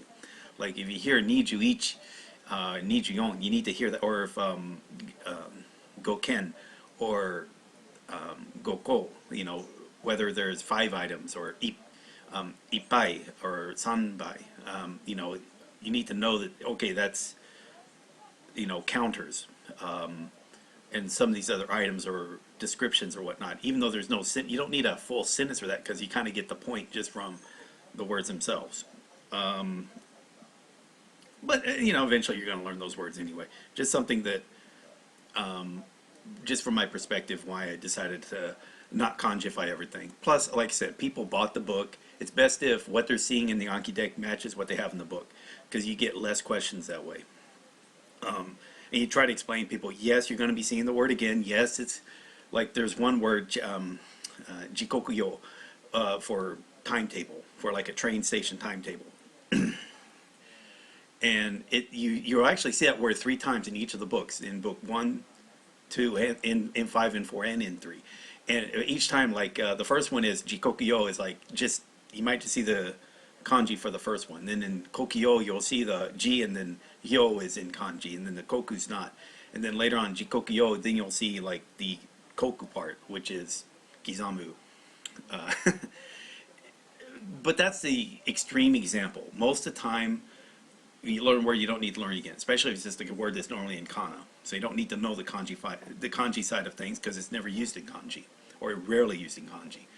And it's okay to learn a word twice. It's okay to say, hey, I'm learning this word because it's normally used as in its hiragana form.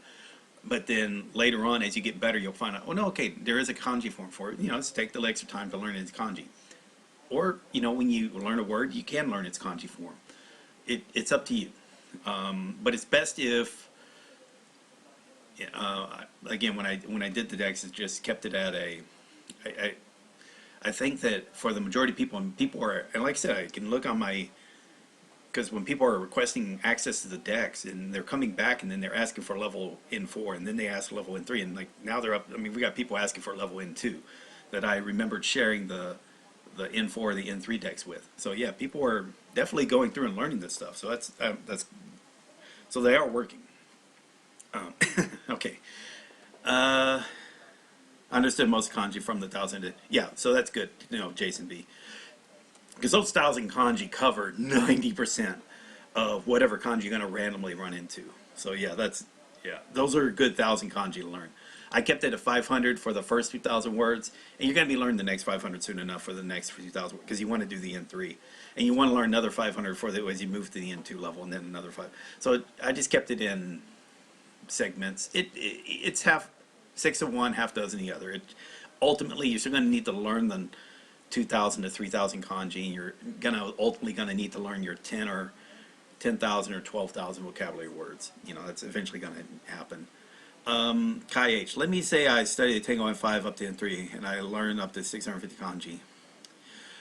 You're going to learn about 4,000 vocabulary words. All 3 of those comes up to about 4,000 vocab, roughly. As for kanji, I recommend learning kanji from the RTK decks that I have. So, like if you own the RTK book, RTK 1 and 3, I can just give me proof of ownership. I'll give you the link to the decks that I've made for it. If you're a part of the Patreon, then I link out the parts 1, 2, and 3 sections of 500 kanji each, and as kind of like patron awards. But I've got no problem sharing it as a. Now, the reason why I could share that openly is just that it's from material that was not from RTK. You know, again, because kanji's not the only thing he really has declared to have copyright on is with his particular names for the primitives, which most decks don't include primitives. Yeah, it's mainly just keywords, and the keywords aren't really unique to Hazik that much because they're so much into the public domain. Anyway, I'm talking way too much. Let's back to the. And it's my fault, by the way. I didn't have to do it. Back to the story. Yeah, now remember, Kai, though, the RTK is just for recognizing kanji. You still need the vocabulary then to learn how kanji are used in Japanese words. So, again, RTK is a trick, is to help you learn kanji in English. Now, if English is not your primary language, try to find RTK in your language and use that instead, because that's the goal. Because if you try to learn it in Japanese, the idea is then you got to learn this kanji, then you got to learn, oh, here's how the Japanese use that kanji, and here's how it's pronounced. So you got to learn like 3 or 4 things, and they're saying, okay, let's keep it one step. Let's do it in steps here. Learn it in English, then learn how Japanese used it in their language. And when you learn in English, there's other tricks you can pull for the memory techniques, so you can memorize these kanjis very fast, which I think Jason can tell you. Yeah, you can actually memorize these quite well. All right, let's go.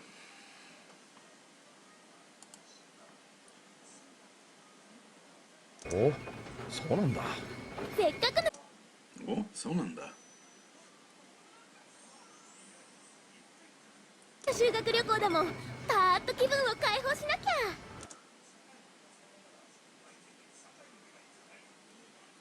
修学旅行どこ？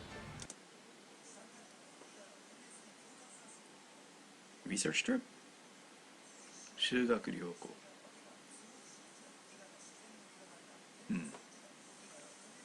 沖縄。メニューにはね、スクーバーダイビングも入ってんの。スクーバね。そういやもう3年も潜ってないな。ね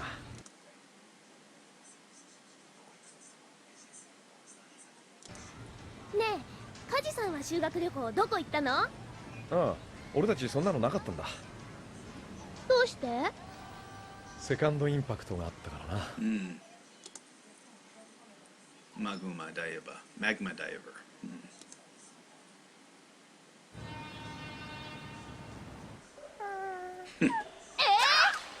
修学旅行に行っちゃダメ？どうして？戦闘待機だもの。そんなの聞いてないわよ。今言ったわ。誰が決めたのよ？作戦担当の私が決めたの。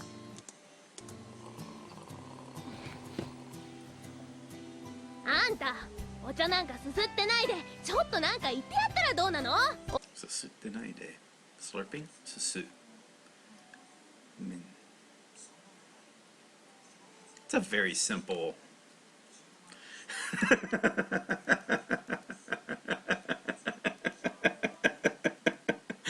Okay. If you look at this kanji, I tell you what, Jason B, tell me, how easy do you think it is to remember this kanji, if that's the kanji for slurping? Let's see. Yeah, suck or sip.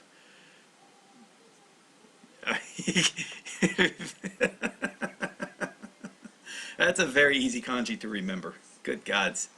Oh, man. Okay. すすってないで。男でしょ。いや、僕は多分こういうことになるんじゃないかと思って。諦めてたってわけ？うん。情けない。飼いならされた男なんて最低。情けない。情けない。飼いならされた。飼いならされた男なんて最低。Right? Just mouth and 4 crotches with a suck or slurping noise. Yeah, that's a visual that's like super.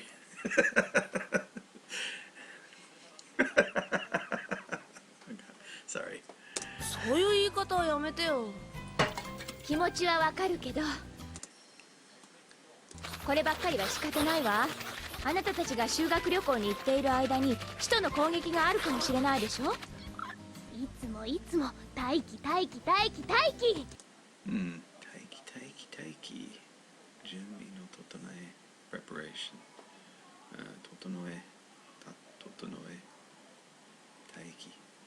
waiting for a chance。待機。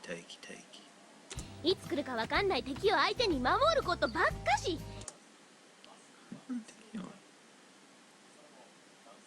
たまには敵の居場所を突き止めて攻めに行ったらどうなの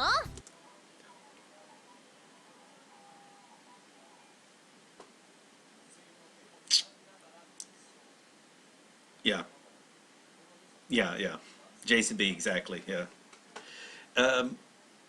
And yeah, the whole crotch the crotch thing, it's now they're saying like Hayes keeps saying crotch the arm. Obviously most of us people think like the crotch between the legs.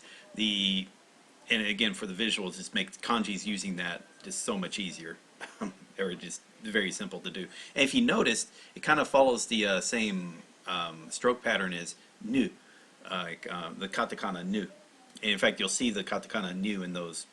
And you can see there's a slight differences, like based on the order that the primitive is shown in, or the primitive or the component is shown in, which kind of helps you if you ever get into wanting to write kanji correctly.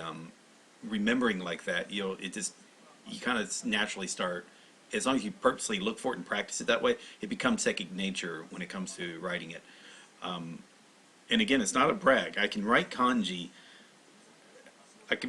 From memory. I can write kanji from memory better than a lot of natives could. Usually for the more rare kanji. Now, writing just the ability to just write words, no words that use it. I'm not very good at that. Yeah. So it just tells you that there's a very easy way to memorize kanji that Japanese just don't tend to do, unless they wanted to go in. And I think though, if they realize how, because again, if something as simple like I saw a video on Learn Japanese. I'm sorry I'm going into these conversations, but it was a video of this Japanese guy. He's basically interviewing a girl who's very good in Japanese. Became very good in Japanese through studying Japanese, and at the end they're talking about what she liked. She said as a kid she liked learning kanji, and the first kanji she really liked to learn was for ame, or rain. And then she started thinking, then she wanted to learn kanji, other kanji that used ame. So she was saying, kaminari, kumo, kumori, uro, kiri, or fog or spray. All these kanji that happen, they're kind of like weather related, or jishin. So, I guess earthquake is weather related or natural phenomena. So there's that. But the guy who's Japanese, native Japanese, and he's like, oh, I didn't realize that. Like they're not like being told straight. They're basically, when you're from childhood, I think they're told, here, write it in this order. But they're not being deliberately told, like flat out, oh, by the way, these things on the left-hand side of the kanji, or maybe sometimes these are the thematic primitive components of the kanji. So basically, these things kind of denote whether is this going to be fish-based or plant-based, or when it's flower, or tree-based when it's sometimes tree-plant for the tree, emotional-based if it's the heart. If you tell the kids like, hey, this is what it's doing, I think they would learn it better. Like they'll look at kanji in that way instead of just trying to memorize it just a bunch of strokes. And it's not that complicated. I don't think you don't have to be like really, really in depth, but I think especially for certain kanji, they should start noticing, oh yeah, that's always popping up in these kanji that have a certain meaning to it. And then on the other side, they say, oh, by the way, on the right-hand side, this is a signal component. This will tell you how it's pronunciation. One of the onyomi pronunciations are kind of usually dictated by what's on the right-hand side. And I think that a lot of native Japanese, because they weren't taught this in school, directly taught it, a majority of them, and you don't need it to learn, because they learn fine with just the brute force, that they never realize that, oh wow, there is that. And because of that, then they're afraid, like they go the idea of like the kanken, which is where it's testing your knowledge of kanji and vocabulary using kanji, that they don't do too well at those, because you have to write these. Now you have to write it from memory, not just read it. You have to write it from memory, and because they haven't practiced in a way to where, in these simple ways, they have to do it all by brute force. There's a limit to how well they can do a test like that.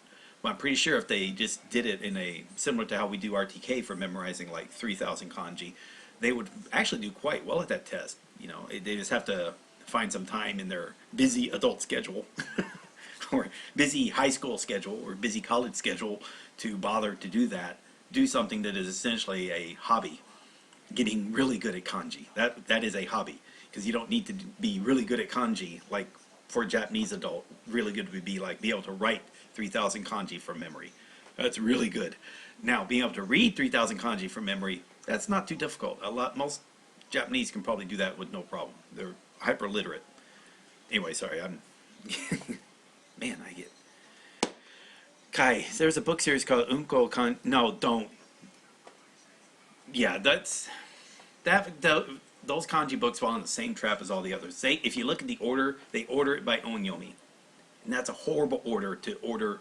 That's a great order for dictionaries because it's okay. Good, you want to find a word, you want to look it up in the order it's pronounced. Fine. That's a horrible order for showing kids kanji. If they had just changed it to where it's either thematically ordered, so hey, here's kanji that are thematically, which that could work.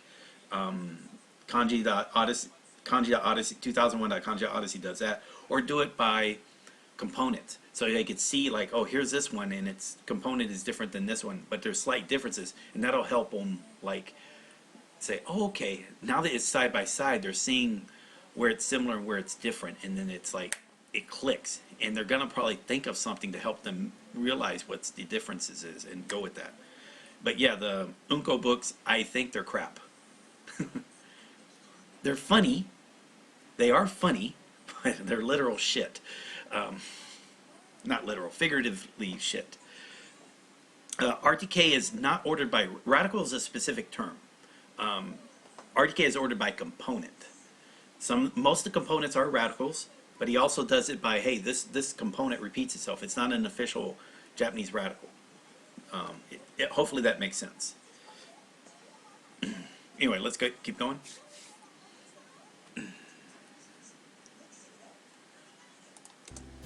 それができればやってるわよ。まあ2人ともこれをいい機会だと思わなきゃ。クラスのみんなが修学旅行に行ってる。 So you see it, Kikai and Kitai. So Kitai is waiting for your chance. Kikai is a chance.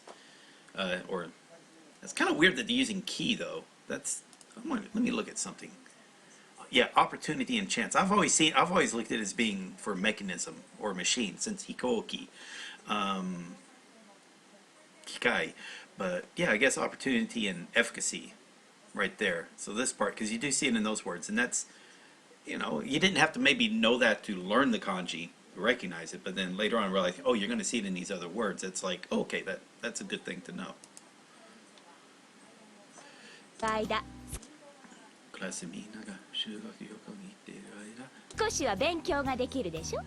私が知らないとでも思ってるの？見せなきゃバレないと思ったら大間違いよ。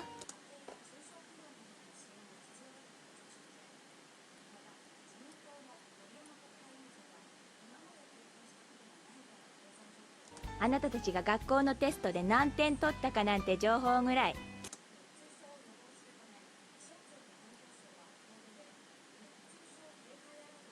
筒抜けなんだから。筒抜け。話し声など人と聞こえること。筒抜け。筒抜けなんだろう。バカみたい。学校の成績が何よ。球体依然とした限定式のテストなんか何の興味もないわ。球体依然。球体依然。球のままで少しも。School path? School. Remaining unchanged. Nothing changed. 球体依然。球体依然として。減点式。Like lowered marks test なんか。Having lowered marks. Low marks. 減点式のテストなんか。郷にいれば郷に従え。行にいれば。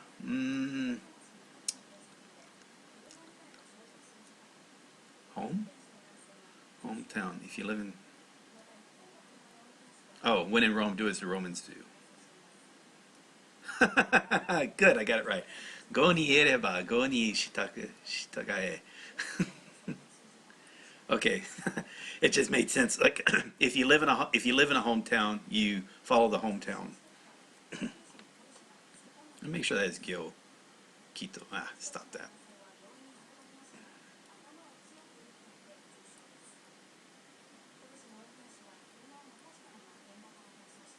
Sato. 日本の学校にも慣れてちょうだい。日本の学校にも慣れてちょうだい。Hey, she's German. German's also good about... I thought Germans were also good about doing well in school.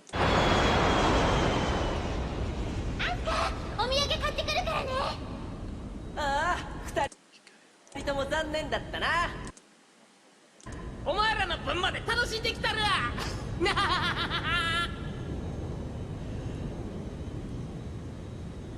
山の観測データは可及的速やかにバルタザールからメルキオールへテストしてください。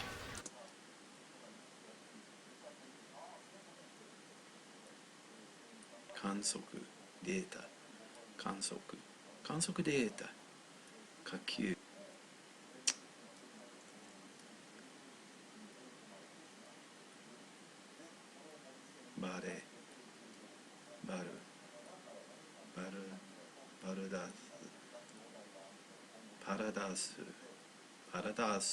バルダール、ボルタザール、ボルタダースカル、メルキオール、メルキオール、メルキオール、メルキオール。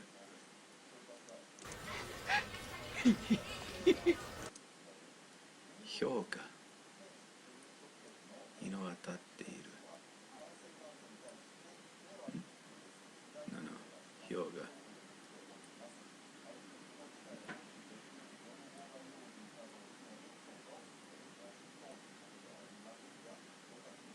What's a name? Okay, Hyuga. Aoba. Hyuga Aoba. 修学旅行？こんなご時世にのんきなものね。のんきもの？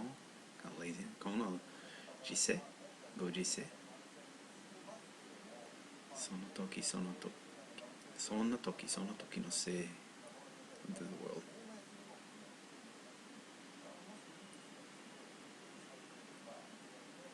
In this stage. Okay. ご時世にのんき。It's kind of のんきもの。こんなご時世だからこそ遊べるときに遊びたいのよ。遊べるときに遊びたい。あの子たち。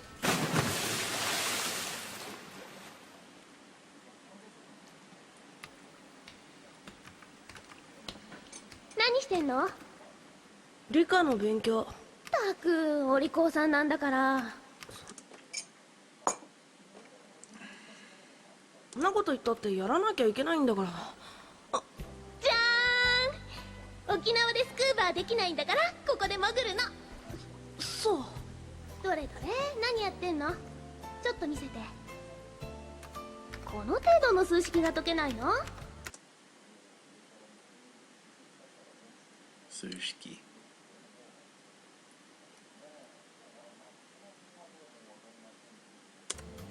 はい、できた。簡単じゃん。どうしてこんな難しいのができて学校のテストがダメなの？問題に何が書いてあるのか分かんなかったのよ。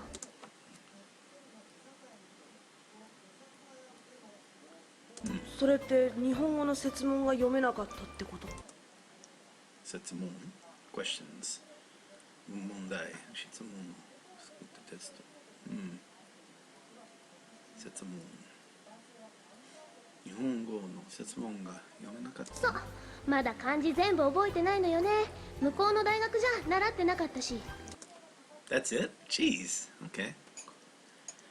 Just have it in German. Jeez, that's easy enough.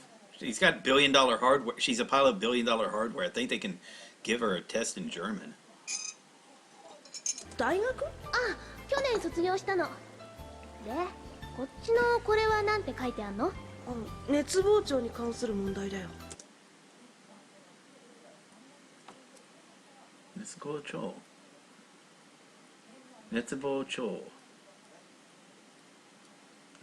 に関する問題だよ。Thermal extension。熱膨張。熱膨張？幼稚なことやってんのね。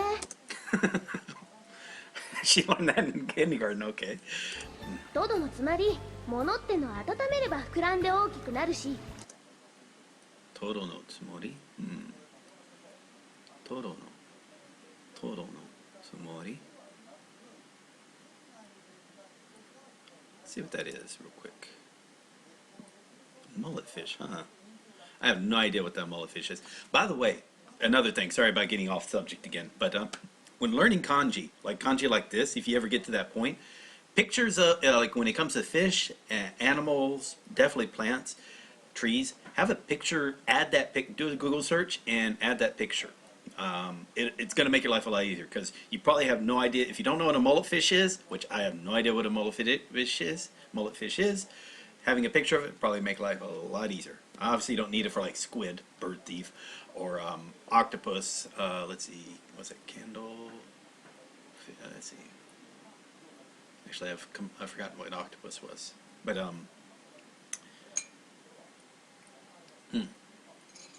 yeah, but definitely for a lot of these pictures and plants, just having a picture of it will make life a little bit easier. That way, when you see that kanji, you do visualize the thing it's supposed to represent. Dr. Miller, perhaps RTK book could work well for. So yes, I think a lady like Asuka and RTK would be much easier, especially because if you already know Japanese, then yeah, all you need to do now, you just learn how to read. You already know Japanese. Now you just learn, hey, here's this written form. You probably know hiragana, katakana, so that's easy enough. Now you just got to learn, hey, here's a kanji. Oh, and then start learning words that are using it. And it's really simple to. You can still use these books. Like I tell people who are like they already know Japanese, and it's like, oh, I just need to learn how to read. Like you don't want to just because you're like in one level at speaking and listening doesn't mean you want to start at N1 level for the reading and writing or for the reading part. Go from the beginning and just go through the N5 book. Actually, start with the N4 book because N5 is like almost all hiragana, katakana. Go through the N4 book and keep it audio only. And first thing you want to do, I don't think I have it, but I might be able to like say do a quick search so it doesn't show you, it doesn't bother you with any words that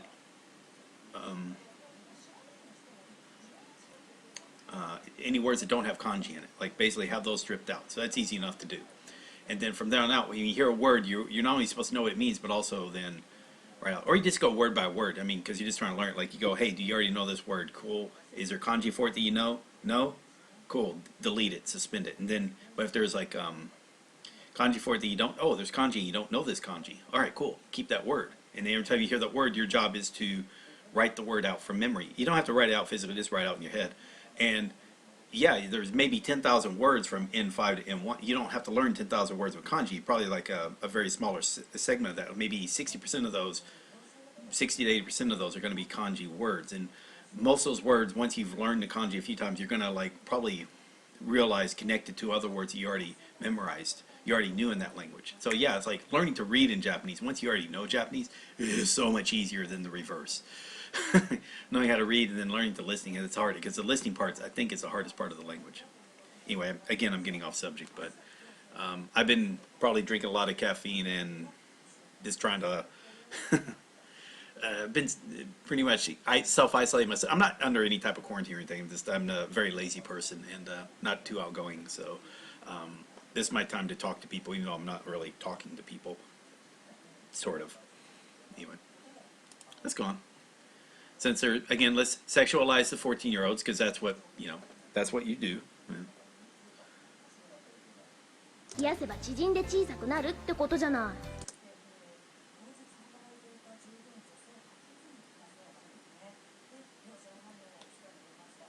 い。そりゃそうだけど。私の場合、胸だけ温めれば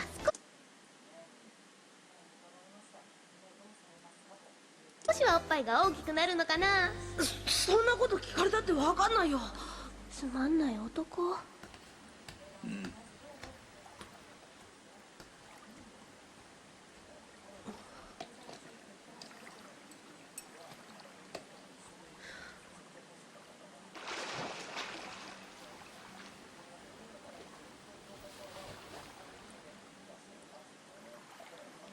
見て見て、シンジ。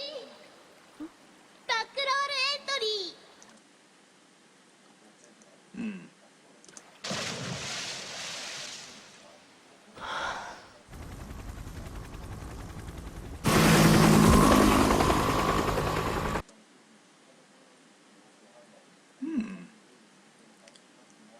スライドの切り替わる音。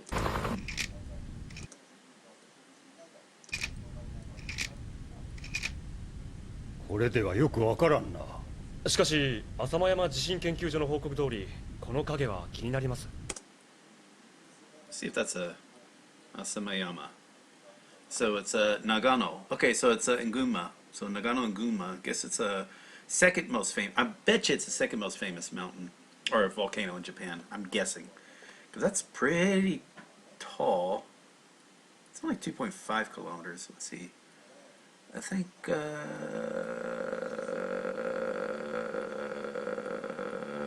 4,000. I'm trying to remember how many meters it was. Like 6,000 meters or so for Fuji. Okay, it's probably not that wide. Okay. Now they're not giving me other story about it. Okay, 2.5 kilometers. Asamayama.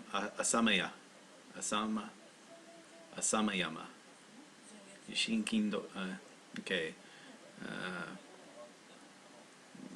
Earthquake earthquake research. Let's see if there's a better for earthquake research institute. もちろん無視はできん。マギの判断は50-50です。現地へはすでに桂木1位が到着しています。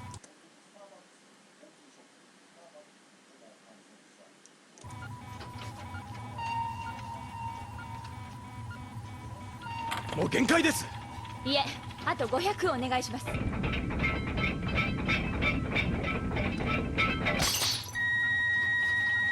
度1200、耐圧核壁に亀裂発生。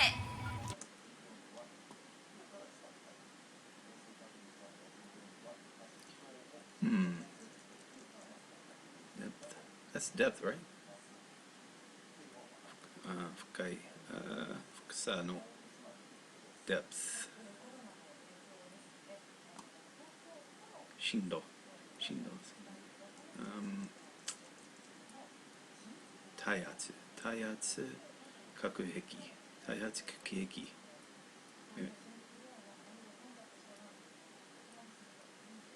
That's the limit. Pressure limits. Taiatsu, resisting pressure, and kakeheki. So that's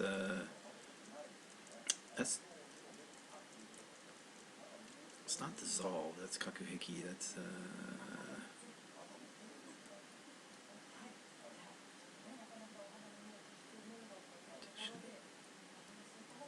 okay. Taiatsu kakeheki ni kiretsu. That's a crack. Kiretsu. 桂木さん、壊れたらうちで弁償します。壊れたらうちで弁償します。200。Oh, that's hey, look at that. Haguruma. That's a crank or something, yeah, or the pulley system. Let's see, Haguruma. Cogwheel gear. Okay, gear. Haguruma no mawaru oto. Haguruma. So nekoguruma, nekoguruma is wheelbarrow. So that's kind of cool. So cat and car, wheelbarrow. So haguruma, that makes sense. Teeth wheel or teeth car. So cog or gear. Yeah. That, like I say, these are gimme words. I mean, these are like you can learn very fast just by knowing the kanjis. Just by learning kanji. モニターに反応。解析開始。はい。解析開始。Start the analysis. 解析開始。Make sure about that. 解析開始。金属のきしむ。That'sきしむ rattling creak. Okay. 金属。It's 金属 right? 金属。きしむ。金属のきしむ音。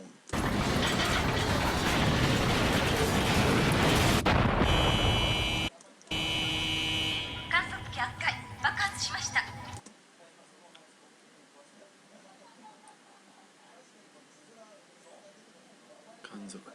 観測機圧壊、観測機圧壊。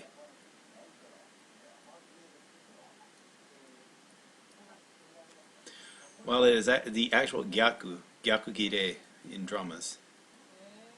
Gag? Oh, you mean gag? Gag? 解析は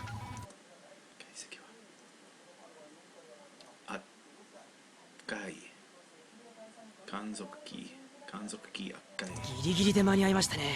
パターン青です。間違いない。使徒だわ。これより当研究所は完全閉鎖。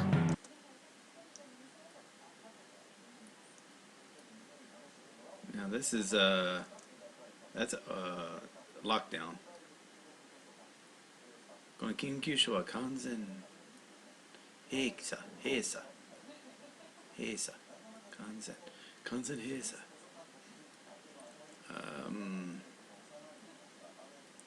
管轄かネルフの管轄かとなりますか。ネルフの管轄下となります。管轄下。一切の入室を禁じた上。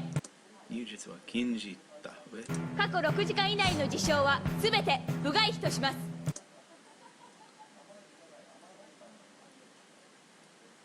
事情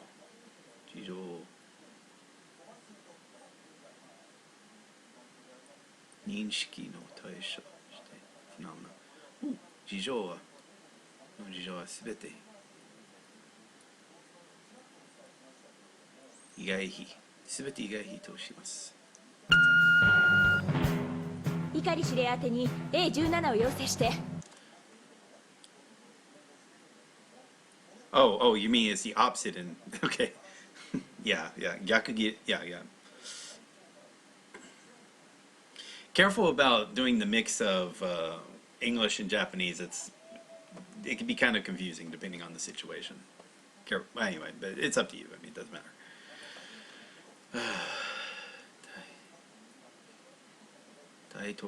大至急非常に大至急気をつけてください。これは通常回線です。分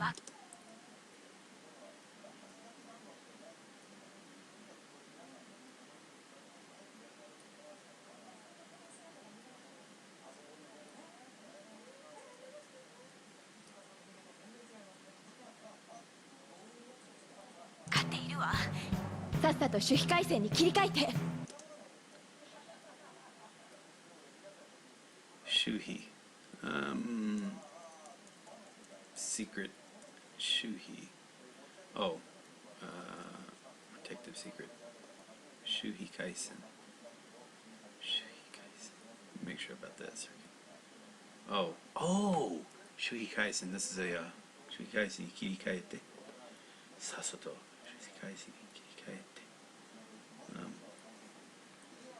て17こちらから撃って出るのか。そうです。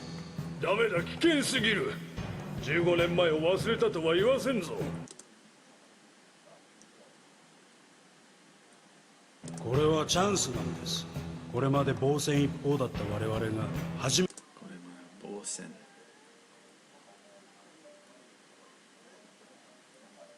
repel right defense これまで防戦一方だ初めて攻勢に出るためリスクが大きすぎるな。しかし生きた使徒のサンプルその重要性はすでに承知のことでしょう。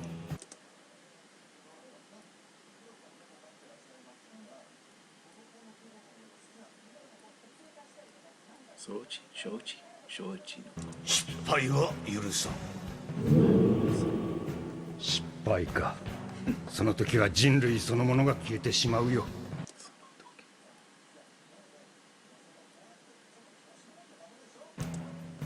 本当にいいんだな。これが使徒？そうよ。まだ完成体になっていないさなぎの状態みたいなものね。さなぎ完成体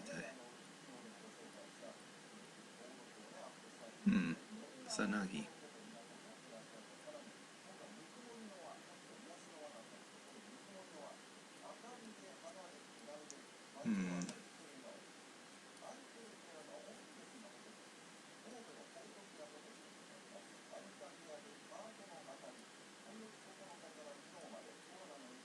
今回の作戦は使徒の捕獲を最優先とします。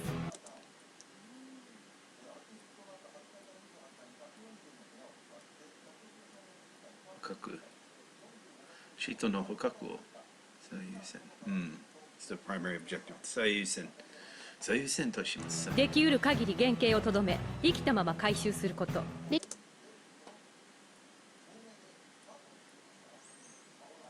限界。原型。できる限り原型と。できなかった時は即時殲滅。できなかった時は即時 in the instant 殲滅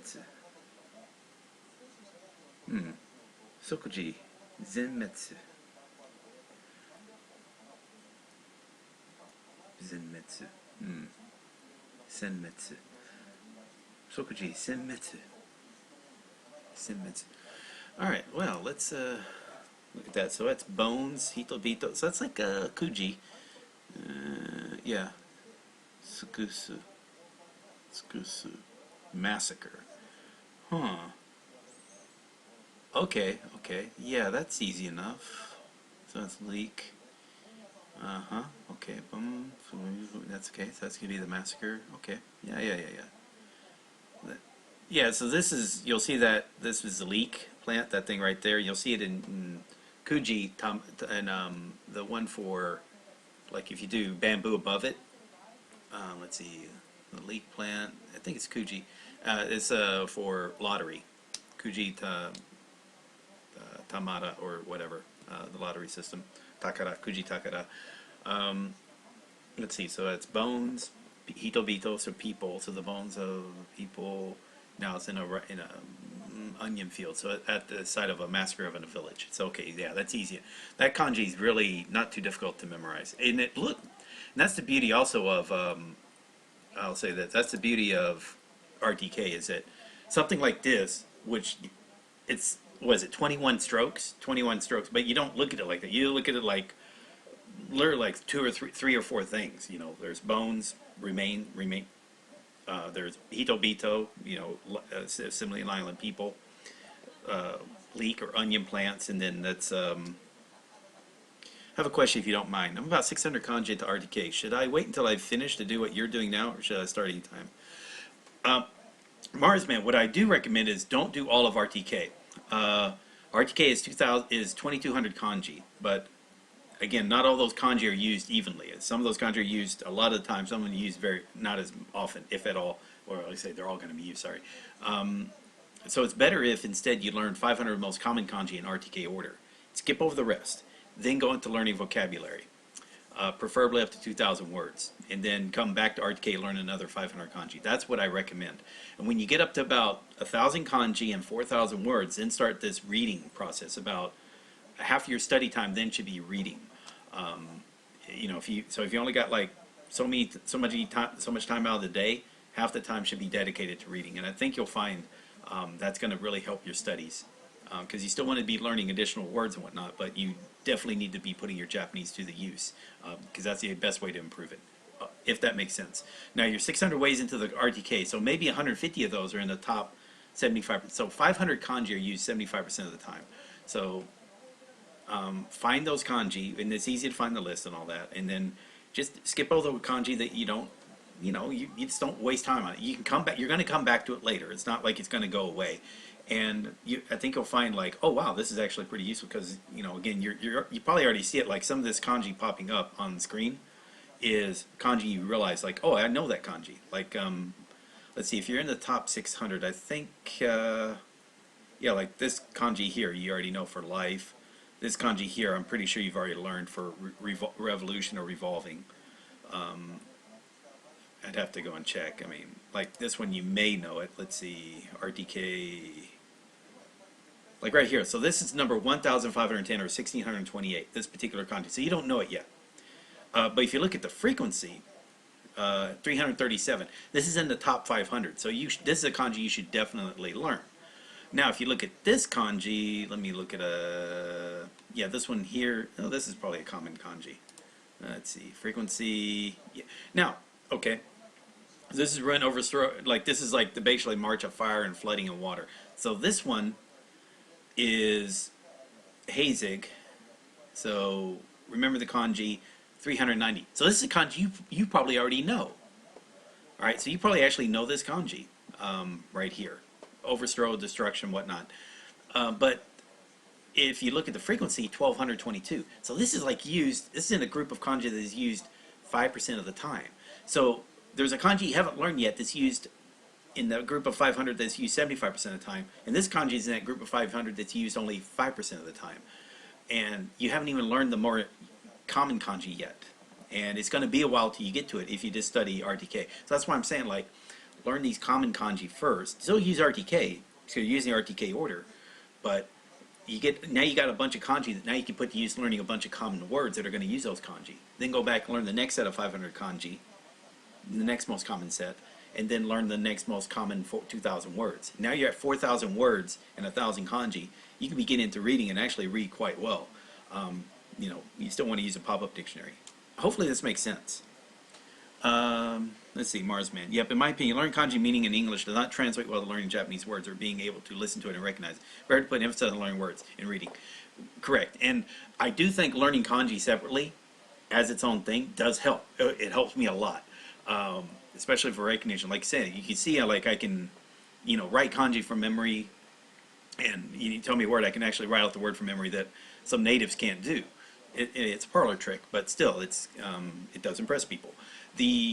But it's helped me with the reading. Like, again, I'm seeing new words, but the words just make sense. Like right here, Saishu Sen, Saiyu Sen.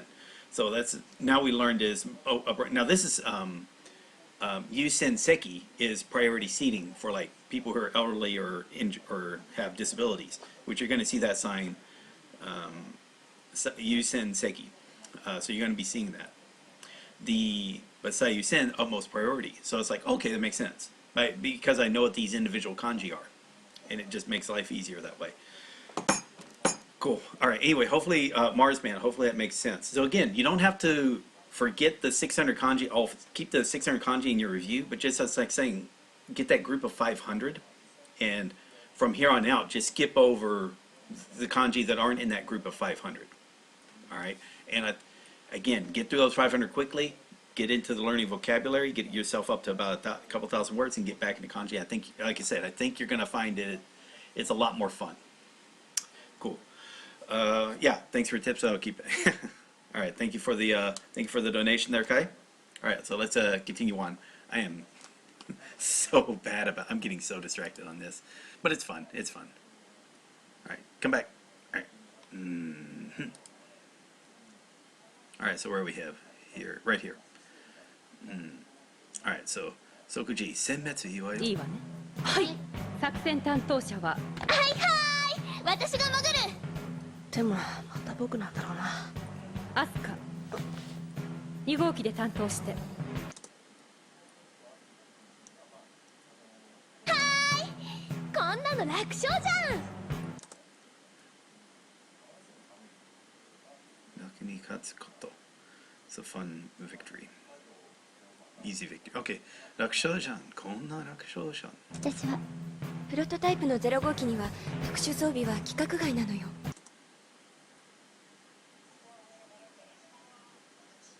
特殊。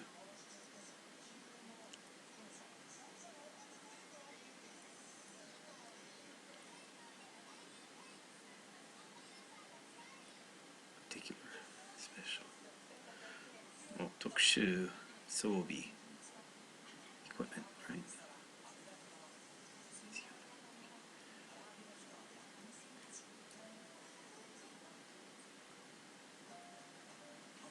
特殊装備が規格外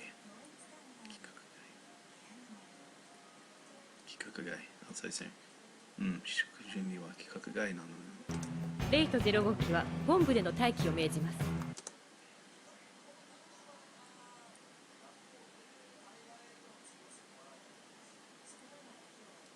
命じます。本文での対比を。はい、残念だったわね。温泉行けなくって。 A17 が発令された以上すぐに出るわよ。支度して。はい、はい、耐熱仕様のプラグスーツといってもいつものと変わらないじゃない。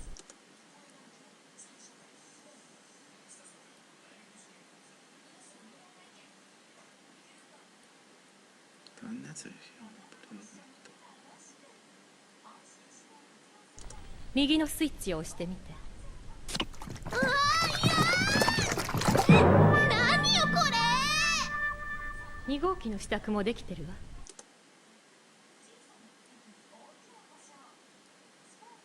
液体。うん。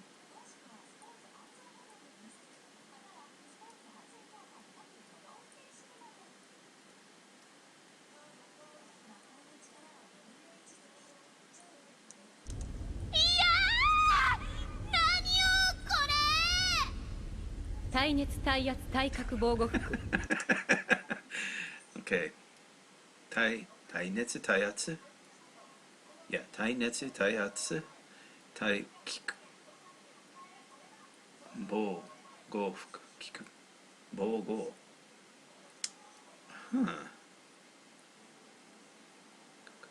耐角。So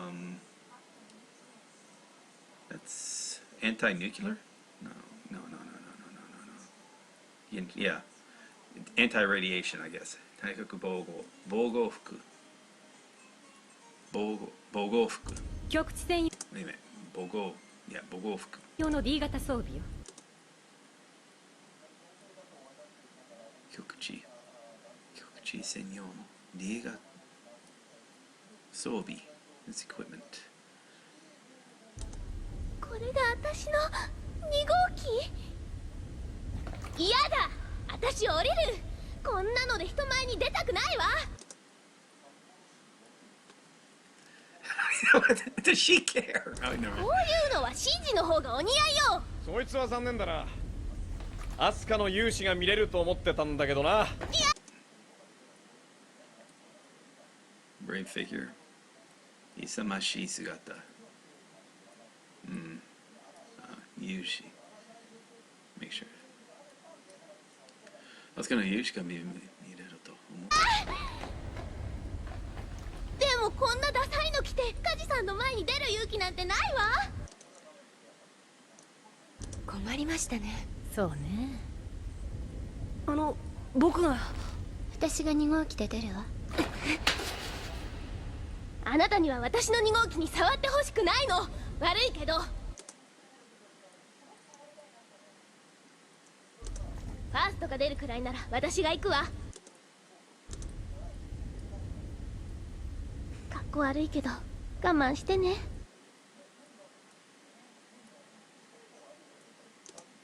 マグマダイバー。Oh, that was now. エヴァ初号機および2号機到着しました。エヴァ初号機および2号機到着しました。両機はその場。両機はその場にて待機。レーザーの打ち込みとクレーンの準備を急いで。了解。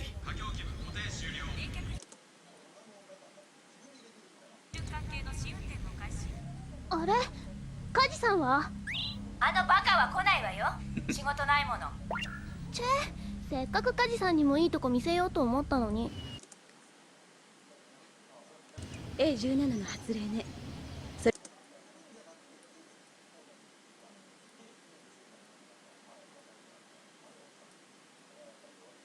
Today, orders, yeah, official announcement. Okay.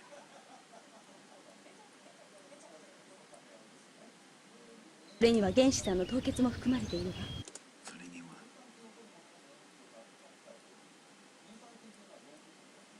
原始さん。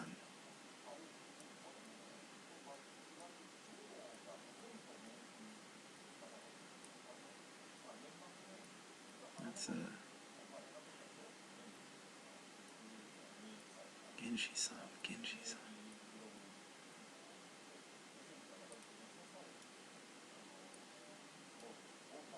Core sample and freezing.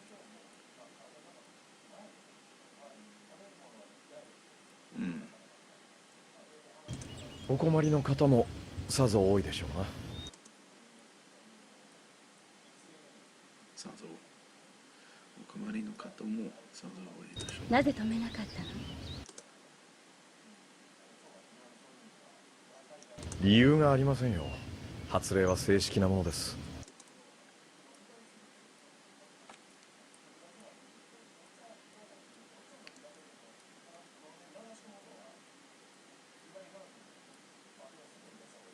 正式。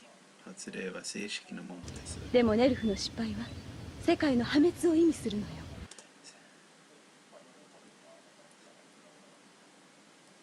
Destruction. All right, so Marshmallow. Just making sure I understand. When adding new kanji to my Anki deck, skip whatever is not in the top 500. Keep the 600 that are currently in my deck, but come back for May 1100. Like, yes. Yeah, that would be my recommendation. I think you'll find like of the top 500, it's probably like 150 that are in the top 500 of the first 600 that you've learned. So a quarter of them are probably within that group. So that's good. And it's probably you've already been noticing that if you've been looking at like Japanese subtitles or looking over Japanese books for fun. So I think you'll definitely start noticing the benefits of this real quick, especially if you live in Japan. This is really useful if you live in Japan because you're going to see these kanji all over the place. Even if you don't know what the words are that are using them, some of them you'll kind of figure it out like just through just through logically kind of understand how it's going to work. But others won't be that way. But again, at least you'll be seeing it, and just you'll at least get a lot more benefit of you understand that, oh yeah, this is working. Like, hey, this is going to be useful as I'm going along. Oh, anyway, sorry about that. Yes, what you've got is correct. 彼らはそんなに傲慢ではありませんよ。傲慢。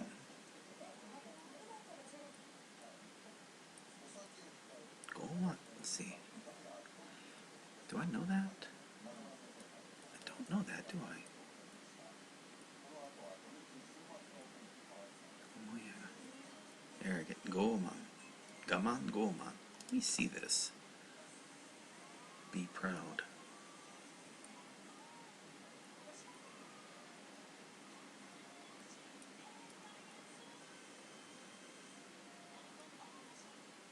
Why don't we got a frequency? We'll be proud.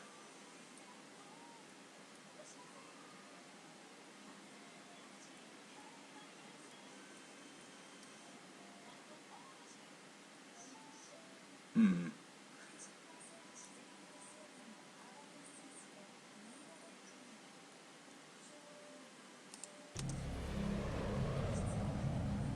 What is that? UN の空軍が空中待機してるのよ。この作戦が終わるまでね。手伝ってくれるの？いえ、後始末よ。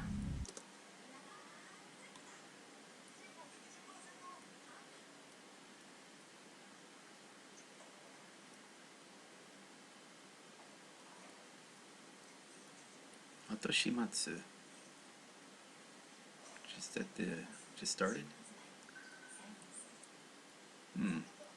後始末の？私たちが失敗した時のね。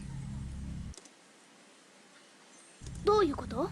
使徒を N2 爆雷で熱処理するのよ。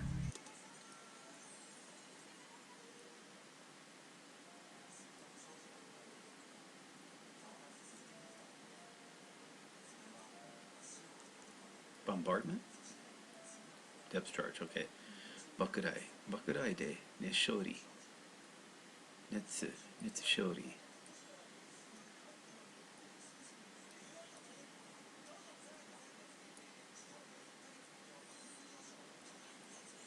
熱処理する。私たちごとね。ひどい。そんな命令誰が出すんですか？碇司令よ。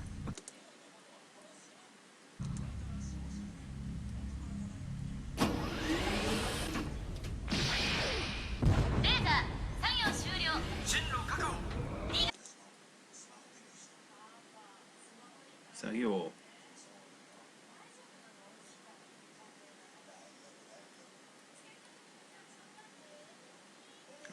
そういう装備異常なし。2号機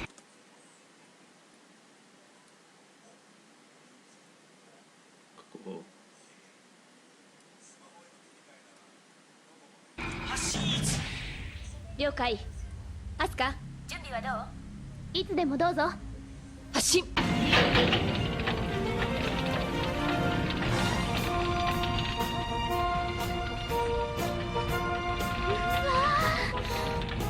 熱そう。2号機溶岩内に入ります。溶岩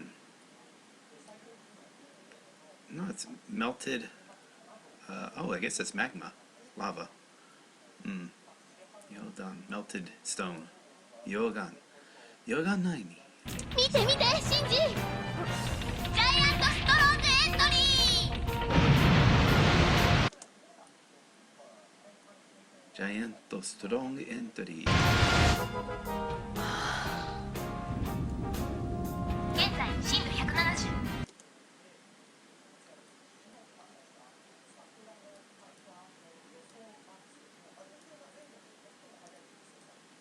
進行速度20。各部問題なし。 Here, give me a second. I need to bring in the clothes. The winds are picking up too much.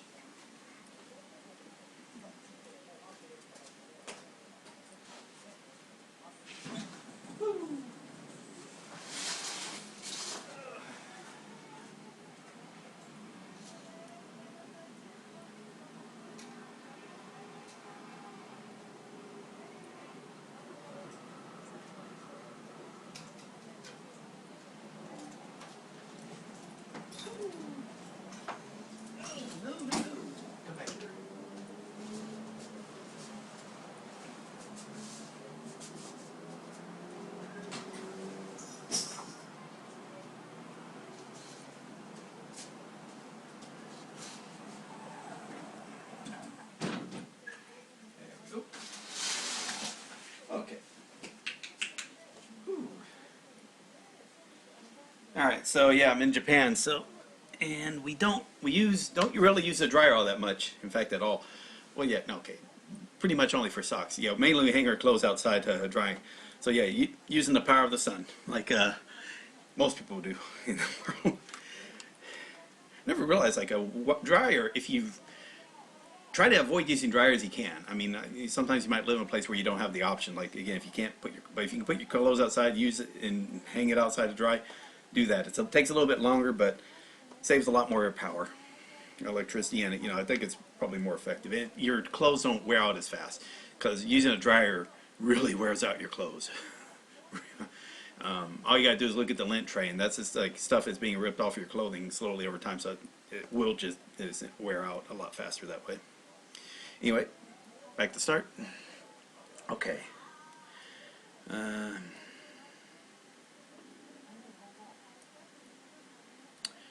進行速度進行速度問題なし深海はゼロ OK visual range 0何もわかんないわ会話ゼロ何もわかんないわ CT モニターに切り替えます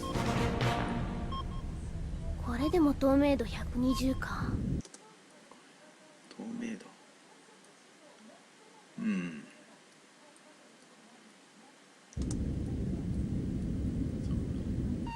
深度400、450、500、550、600、650。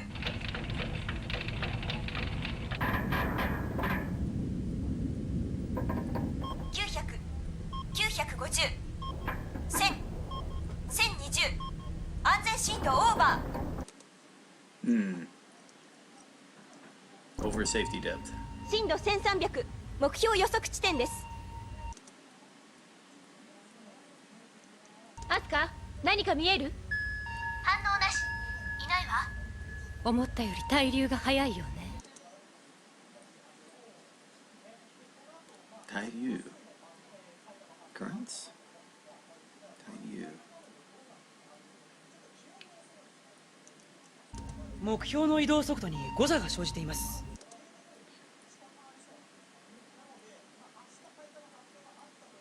誤差 error in calculate 生じる誤差が生じています。再計算急いで。作戦続行。再度進行よろしく。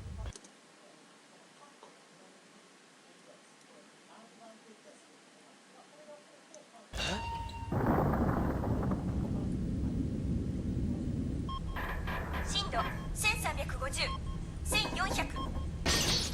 第二循環パイプに亀裂発生。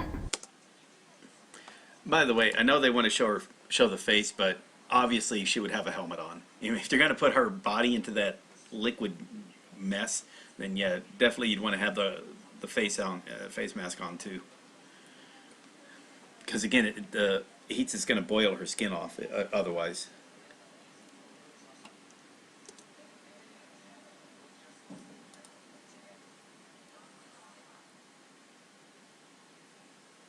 Junkan. That's the diam.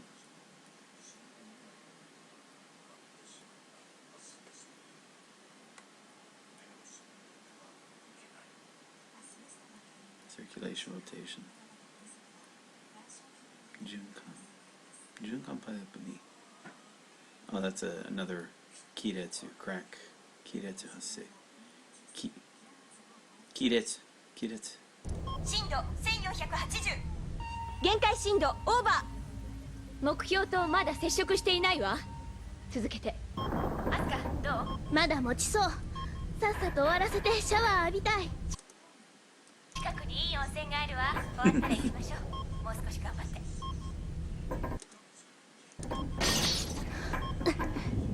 限界震度プラス120。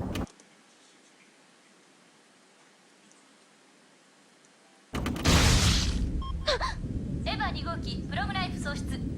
限界震度プラス200。桂木さん、もうこれ以上は。今度は人が乗っているんですよ。この作戦の責任者は私です。続けてください。ミサトの言う通りよ。大丈夫、まだいけるわ。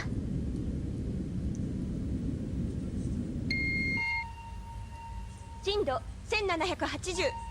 目標予測修正地点です。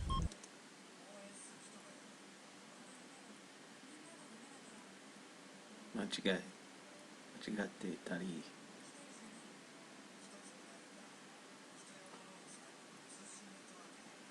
Correctant? Modification, correction. 修正してんです。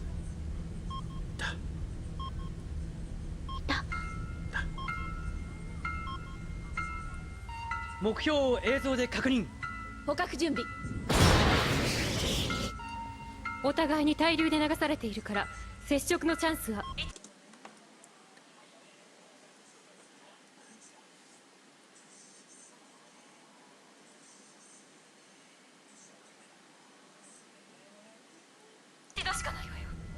分かってる、任せて。目標接触まであと30。相対速度 2.2。 軸線に乗ったわ。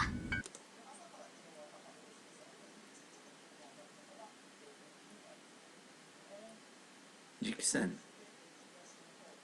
電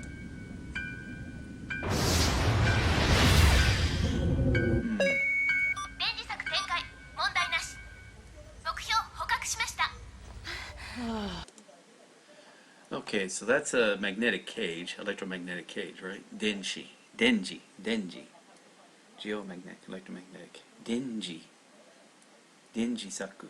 No, I know that's fence. Denji saku. Nice, Asuka. Oh, but there's always got to be a problem. The problem's about to come up, right? It's got to happen. Oh, maybe the parent's there. You know, if that's the baby, maybe there's a parent there waiting for it. 捕獲作業終了。これより浮上します。Let's see.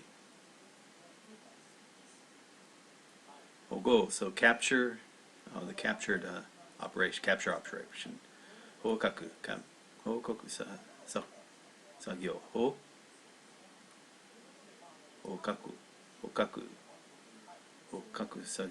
告作業終了。あ、いや、浮上これより浮上します。アスカ大丈夫？当たり前よ。案ずるより産むがやすしってね。やっぱ楽勝じゃん。でもこれじゃプラグスーツというよりサウナスーツよ。はあ、早いとこ温泉に入りたい。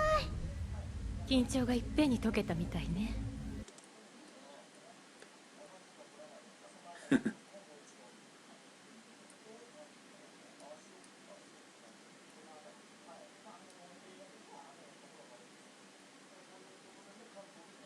そう、あなたも今日の作戦怖かったんでしょ。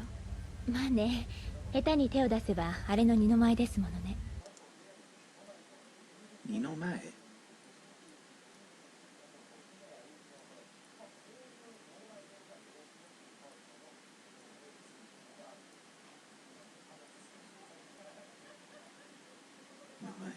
あれは二の舞ですもんね。そうね、セカンドインパクト。二度とごめんだわ。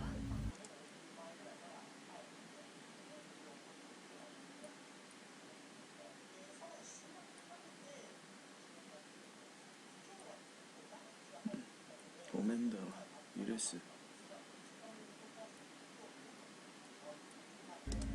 何よこれ。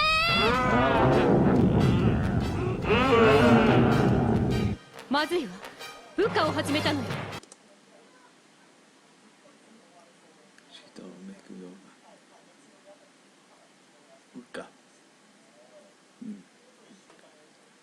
Chrysalis. Okay, so. 計算より早すぎるよ。キャッチャーはとても持ちません。捕獲中止。キャッチャーを破棄。捕獲中止。キャッチャー。Okay. 作戦変更。使徒殲滅を最優先。殲滅を最優先。2号機は撤収作業しつつ。撤収。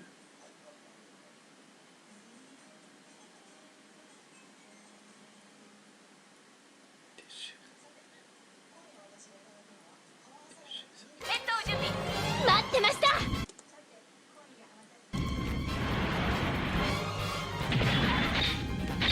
しまった。ナイフは落としちゃったんだわ。正面。You know, maybe I don't know. You know, connect the knife to the object. You know, it doesn't. Never mind. It doesn't, it's a machine on the outside. You know, it's like. Never mind.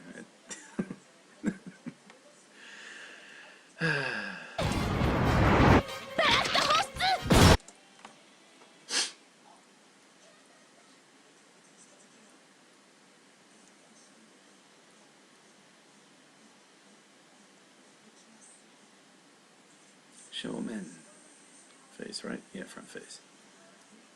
バラスト。早い。まずいわね、見失うなんて。おまけに視界は悪い。やたらと暑い。スーツがべったりしてて気持ち悪い。やたらと。やたら。Arrowfish?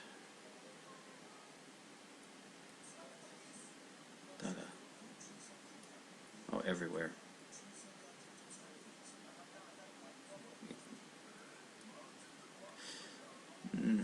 Excessively. Yeah, I think it's that one. やたらと。やたらと暑い。もう最低ね。最低ね。スーツが。べったり。あ、スーツがべったりしてて気持ち悪い。あんた、今のうちに初号機のナイフを落とすわ。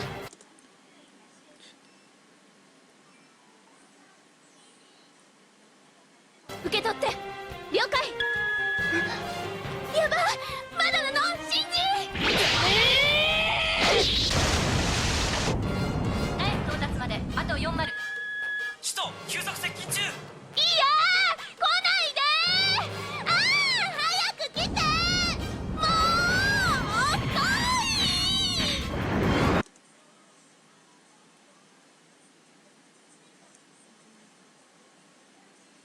急速接近中。急速接近中。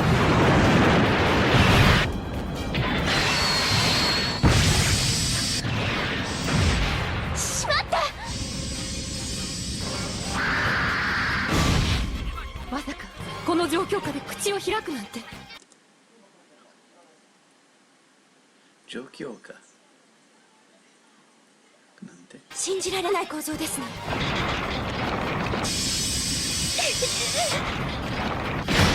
左足損傷。包丁、損傷。左腕、足、左足、左足、損傷、左足、耐熱処置。耐熱。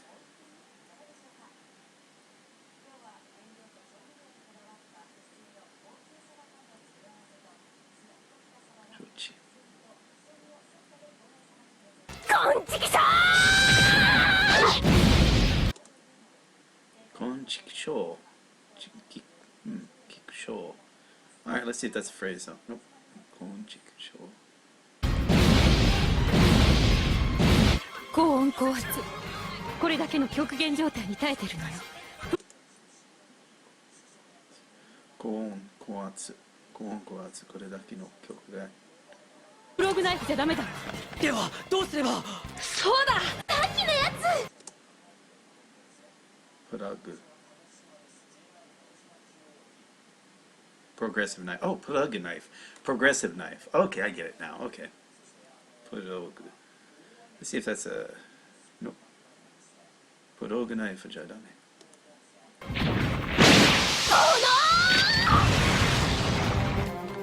なるほど、熱膨張ね。冷却液の圧力をすべて3番に回して。熱膨張。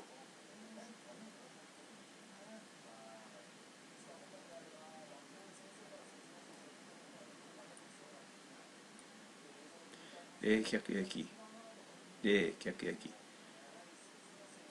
圧力、冷却液の圧力をすべて3番に。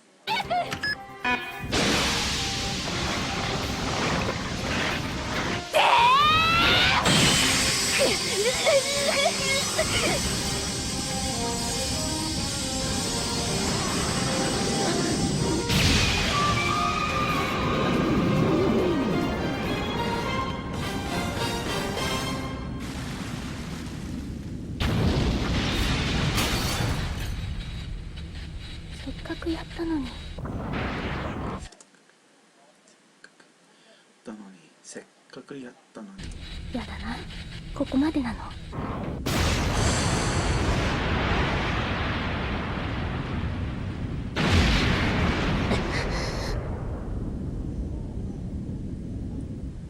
シンジ。バカ、無理しちゃって。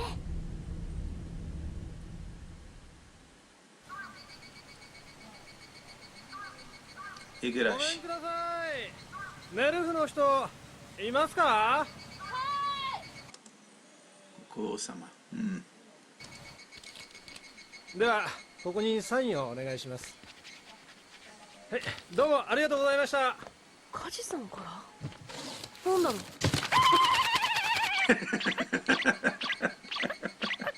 風呂はそこ左だよ。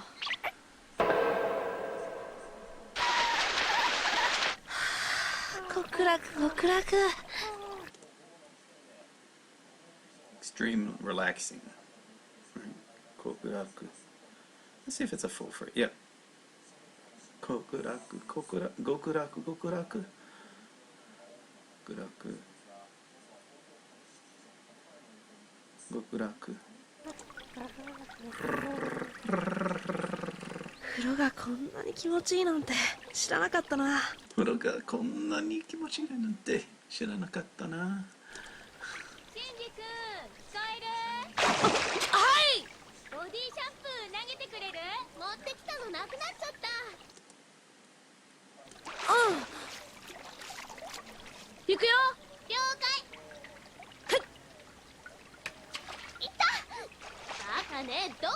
んのよ、下手くそ。ごめん。もう変なとこに当てないでよね。どれどれ。ああ、アスカの肌ってすっごくぷくぷくしてて面白い。ぷくぷくふくれ。So, fuku is soft, fluffed up. Oh, fuku. Fuka. Fuka. Fuku. やだ、くすぐったい。そんなとこ触らないでよ。いいじゃない、減るもんじゃないし。包丁してしまった。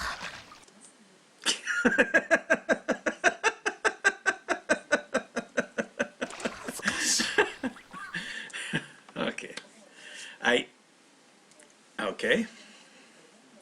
Let's see, is that actually used for? Okay. Okay.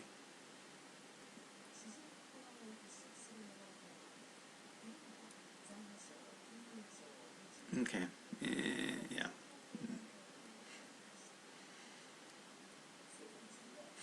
膨張してしまった。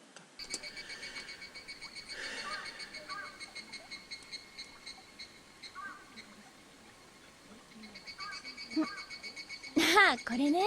セカンドインパクトの時、ちょっちね。Yeah, Scar. 知ってるんでしょ、私のこともみんな。ま、仕事だからね。お互いもう昔のことだもの。気にすることないわ。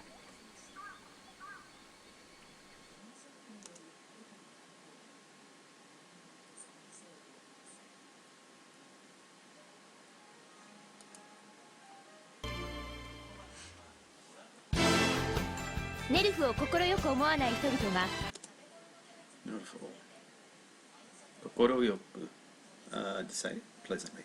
快く思わない。第三神道教師すべての電源を止める。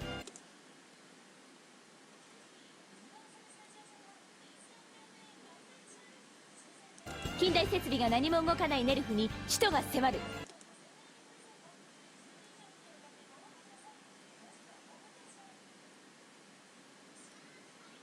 近代。First generation, modern. 近代、modern equipment. 近代設備。Oh, okay.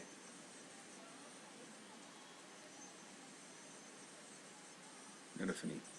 近代設備が何も動かないネルフに使徒が迫る。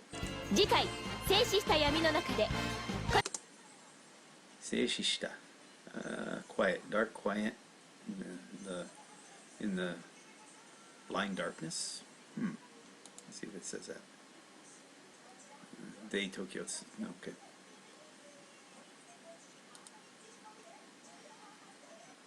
静止した闇の中で。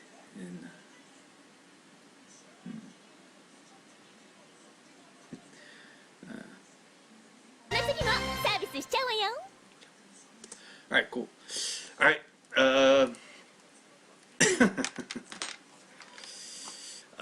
let's see, here we go. Bring up the volume. Alright, so let me answer Marsman's question first. Let's see, first off, Dr. Merlot and Kai, look, they both live in Singapore. Good. Haven't been to Singapore in a while. It's been a few years.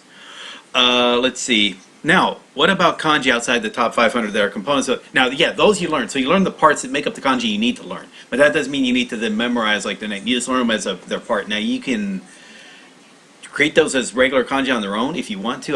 What I do is I say... I do it personally. I don't share it, but I mean, it's not too difficult to make it where it's a... I make a card where it's a recognition card, but it's for recognition of, like, primitives. So sometimes I'll actually,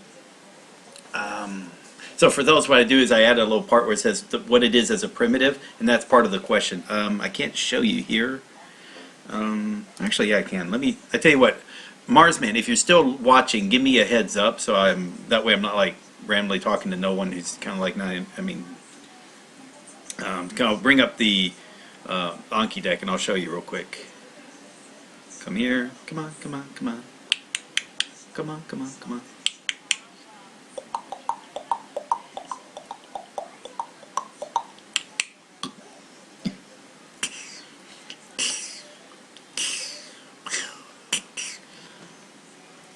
Oh yeah, I can't do that. Yeah, I can't do the harmonica for shit. Alright, yeah, Dr. Malo, enjoy your curry and rice. Okay, so let me try again. Didn't pop up this time. Alright, so let's say right here.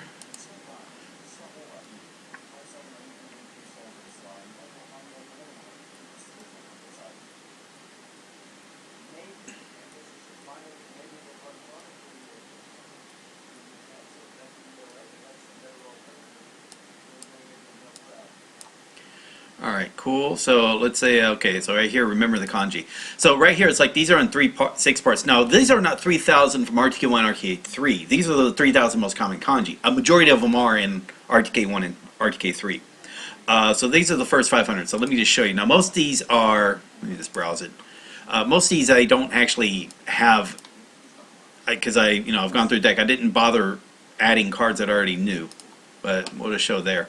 So let's say right now you're at round 600. So right here, let me make sure I got the sort field. I tell you what, let me change this up just slightly. Field. RTK 6 edition. Sort by, okay, good, close. Alright, so I just need to go by 600. Alright, so you're roughly around here. We'll say, like, for example, you're at electricity, so that's 574 right there. So you probably already learned this. In fact, let me go preview real quick. Alright, so I'm just going to show you kind of what I do. Now, let's go back one. Let's see if we can do, let's see, scribe. Let's see, set free, direction. Yeah, so right here. So right here, direction, it says as primitive, Boy Scout. So what you can do is, if you got a kanji, you're going to skip over, but when you look in the RTK book, it's got the little asterisk, which is Hazig's way of showing that, oh, this is used as a primitive in other kanji, but it's used in a different way. So in my case, he was saying compass, I was saying Boy Scout. So the reason is I can visually see Boy Scouts doing stuff, because I think of Boy Scouts of America. You might have something different depending on where you're from. So anyway, that's what you can do. You can add it as, but you say as a primitive. So you don't really worrying it as direction. You're worried about learning it as a primitive when it comes up in other kanji. And yeah, you can do that. So all you do, and by the way, let me explain also, this is how I set up my deck for hiragana, for kanji, by the way. So what you can see here is, like this right here, I have to write the kanji from memory, so it's like set free. So for that, it's Boy Scout, and what I think of is Boy Scout and Indiana Jones, ho. But I also got some words here. It's like ho so, kai ho. Now I don't care about what the words mean. I don't have to memorize what the word means because I'm telling what it means. Ho so is broadcasting. Kai ho is release, set free. Kai ho again is also open to the public. So it's same word, but it has two different meanings based on what kanji is used for it. Horu, fling or throw. I mean, so what it is like these are not here for me to memorize. These are here for when I've learned a bunch of Japanese words and I've forgotten what set free is. Like I wouldn't have, if you had shown me the kanji, I wouldn't have thought of set free. I would just remember it's about releasing something. But anyway, so that's why this would be here. It's like, oh yeah, it's that kanji, because I remember it in relation to the Japanese word now, and I'm not just held hostage to what the hazy keyword happened to be. And also, if you notice, I give some other meanings as well. Set free, release, to fire something, to shoot something, emit, like in Hoso for broadcasting. So you're emitting the radio waves for a TV signal, Hoso, liberate. Alright, so anyway, this is a production card. So it means I see this word, I need to write it from memory. Or I need to write the kanji from memory. Okay, and there it is. And then the next, well, shoot. It doesn't have it there. Huh,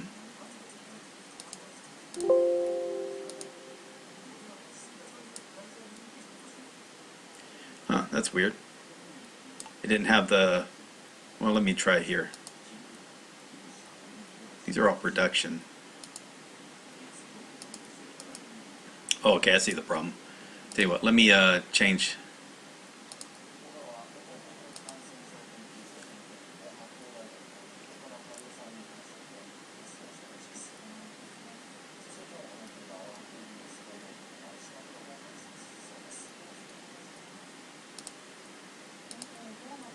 Okay, good. Alright, so let's do a browse real quick. Right here. There we go. Okay, so now we're going to...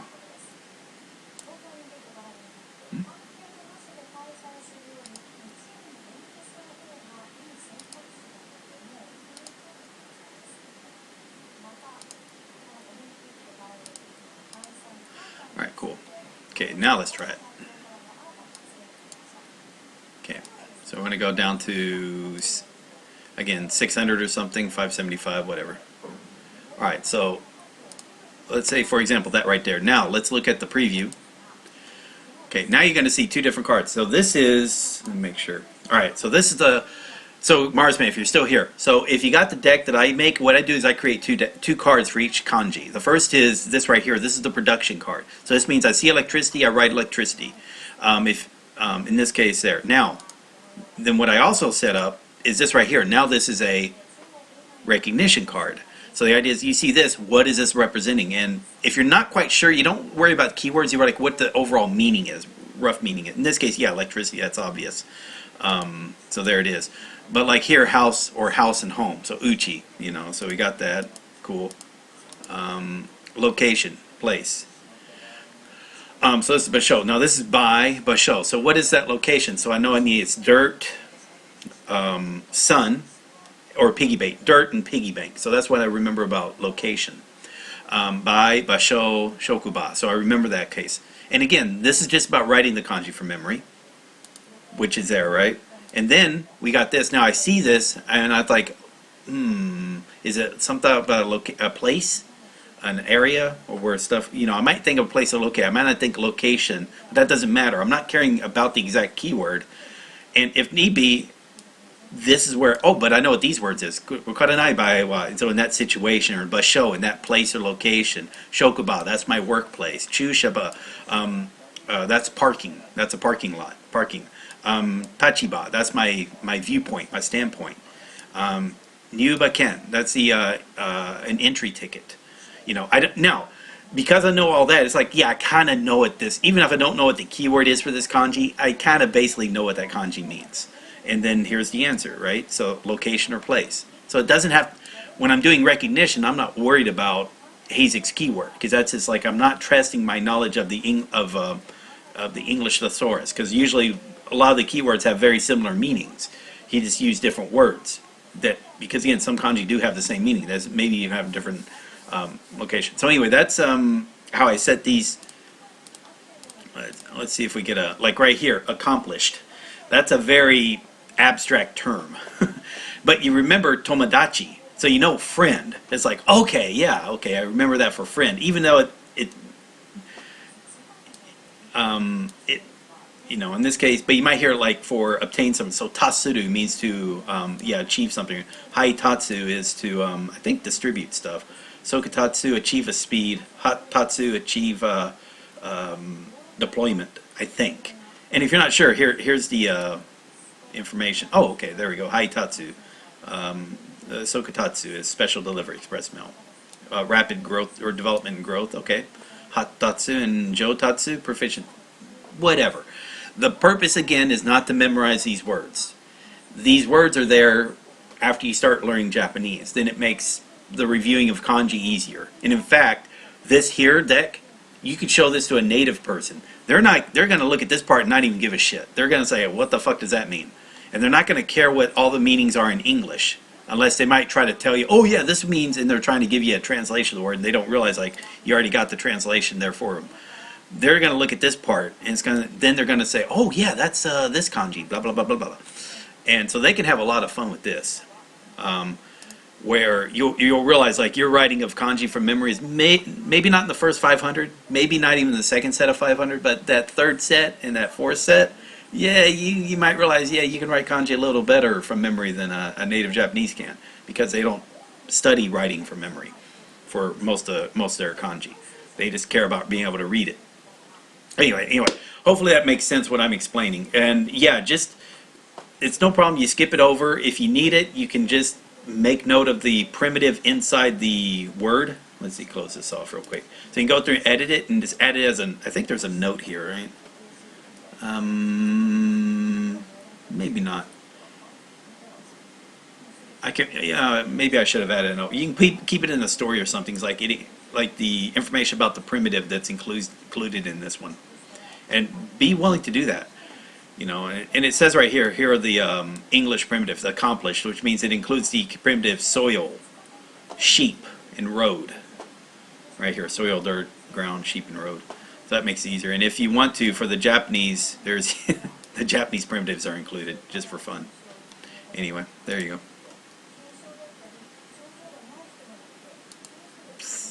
I need to add the JLPT into this group. I'll do it later.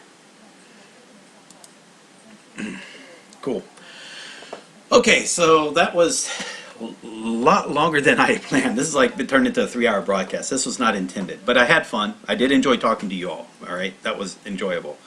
I just got to avoid doing that too often. It turns into a bad habit because it's really easy to get distracted. And, you know, main goal here is about reading this stuff. These were just fun episodes in that it gives you a lot of stuff to talk about, because it just, I guess if it was like the story was more serious, like it was, if it was got reduced a lot of the goofy parts of it, I would probably be more engrossed in the story. I wouldn't be like, oh my god, that's so, and then I get into like having to talk about why that was so groan worthy, and then I get into a conversation about why it was so groan worthy. But yeah, and I've got no problem occasionally helping out with people who have questions on memorizing kanji. Yeah. It's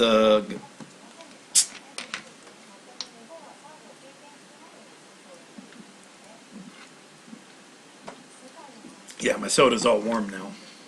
It's been sitting out for like almost over 3 hours. And my coffee is cold.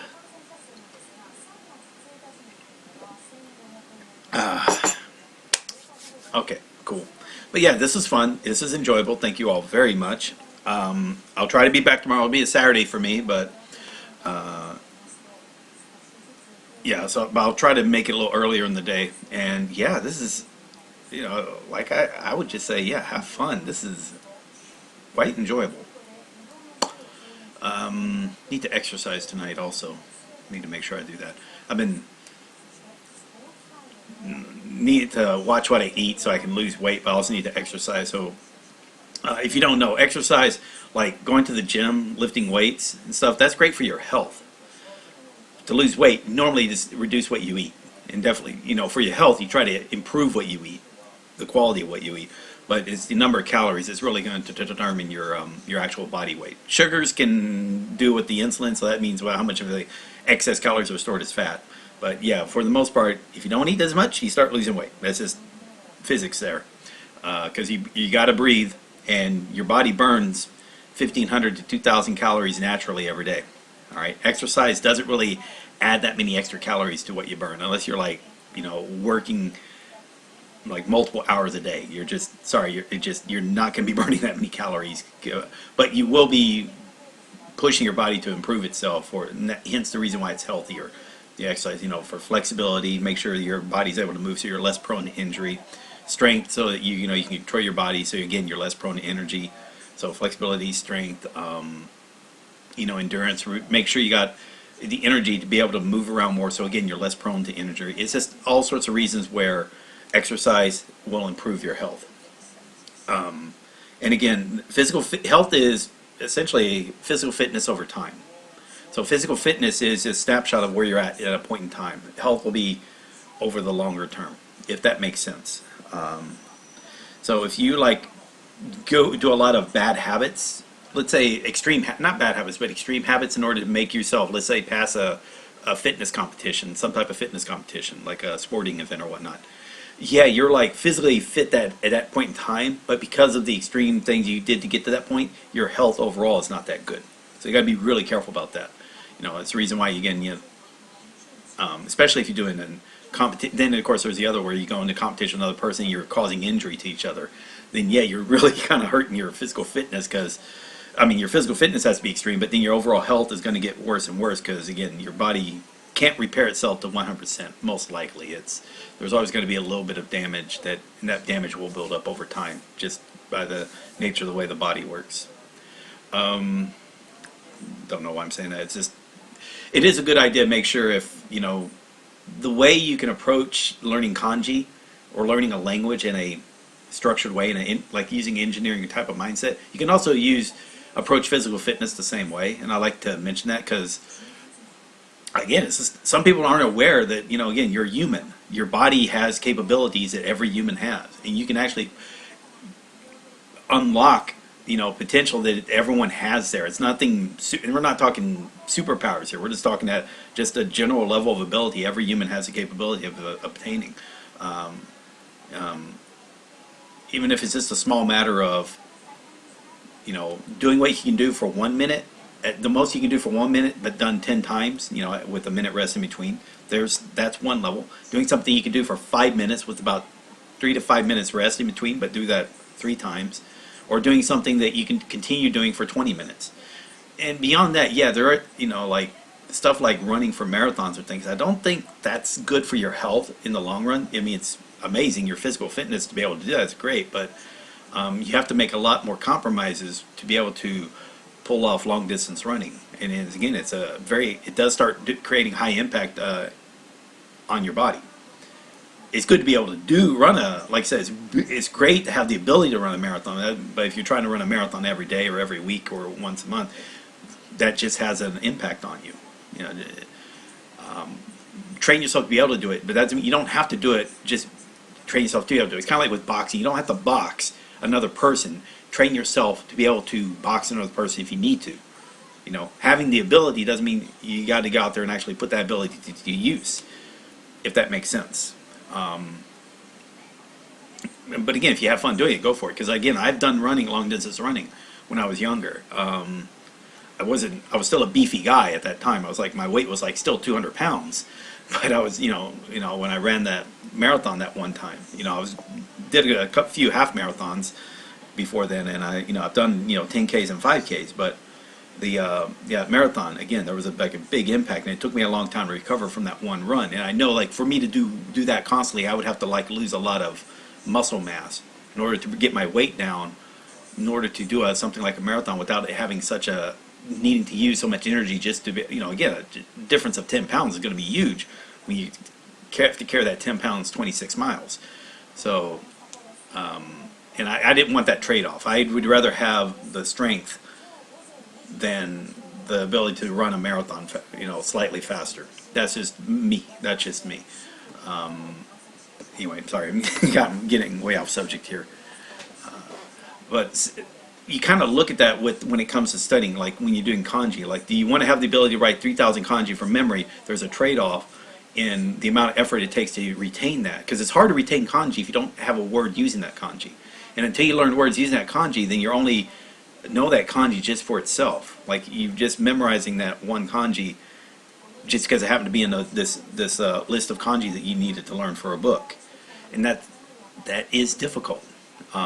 It's hard to maintain that over the long run. You do get burnt out from it.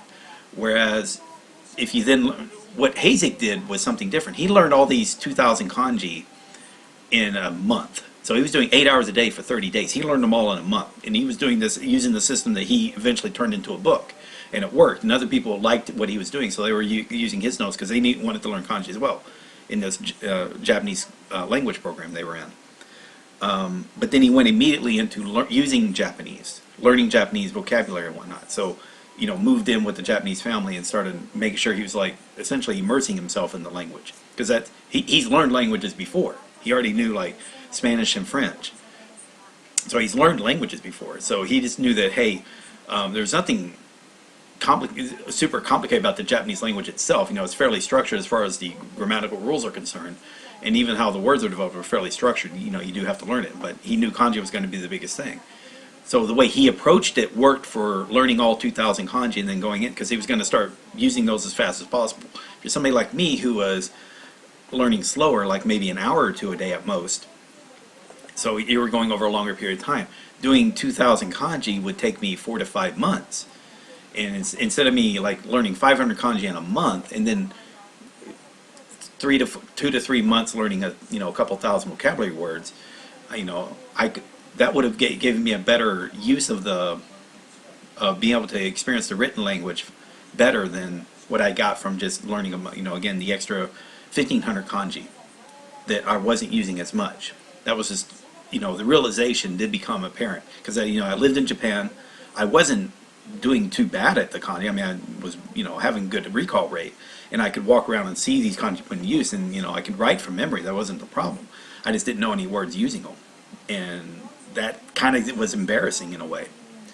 So, it's kind of like, do I want to be able to run a marathon, but I can't, like, lift my body weight, which is kind of like if I'm, like when I was in the Marine Corps, that would be really bad, because part of the testing for the Marine Corps is push-ups and, not push-ups, sorry, sit-ups and pull-ups. So you got to have the upper body strength and the abdominal strength, to pull these off, because you got to do them fast.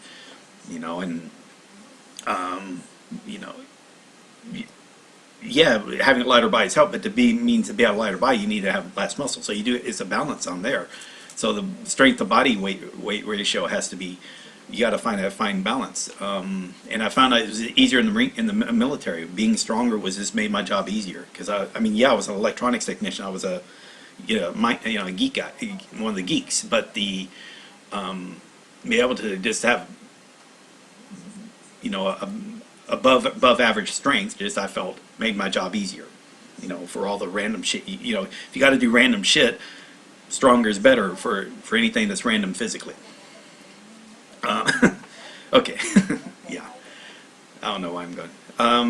I guess you can apply that when it comes to vocabulary and knowledge of kanji, is that the more you know the basics, so it helps you where you can approach any book. But then you gotta,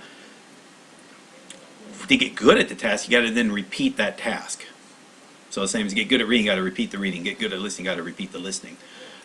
But you need to have the ability so that you're not, where the weight doesn't crush you. So like the weight of the word and the vocabulary don't crush you to where you don't comprehend anything. Just enough to where you comprehend enough so that what you don't comprehend, you know what you don't comprehend, and you can then figure that part out.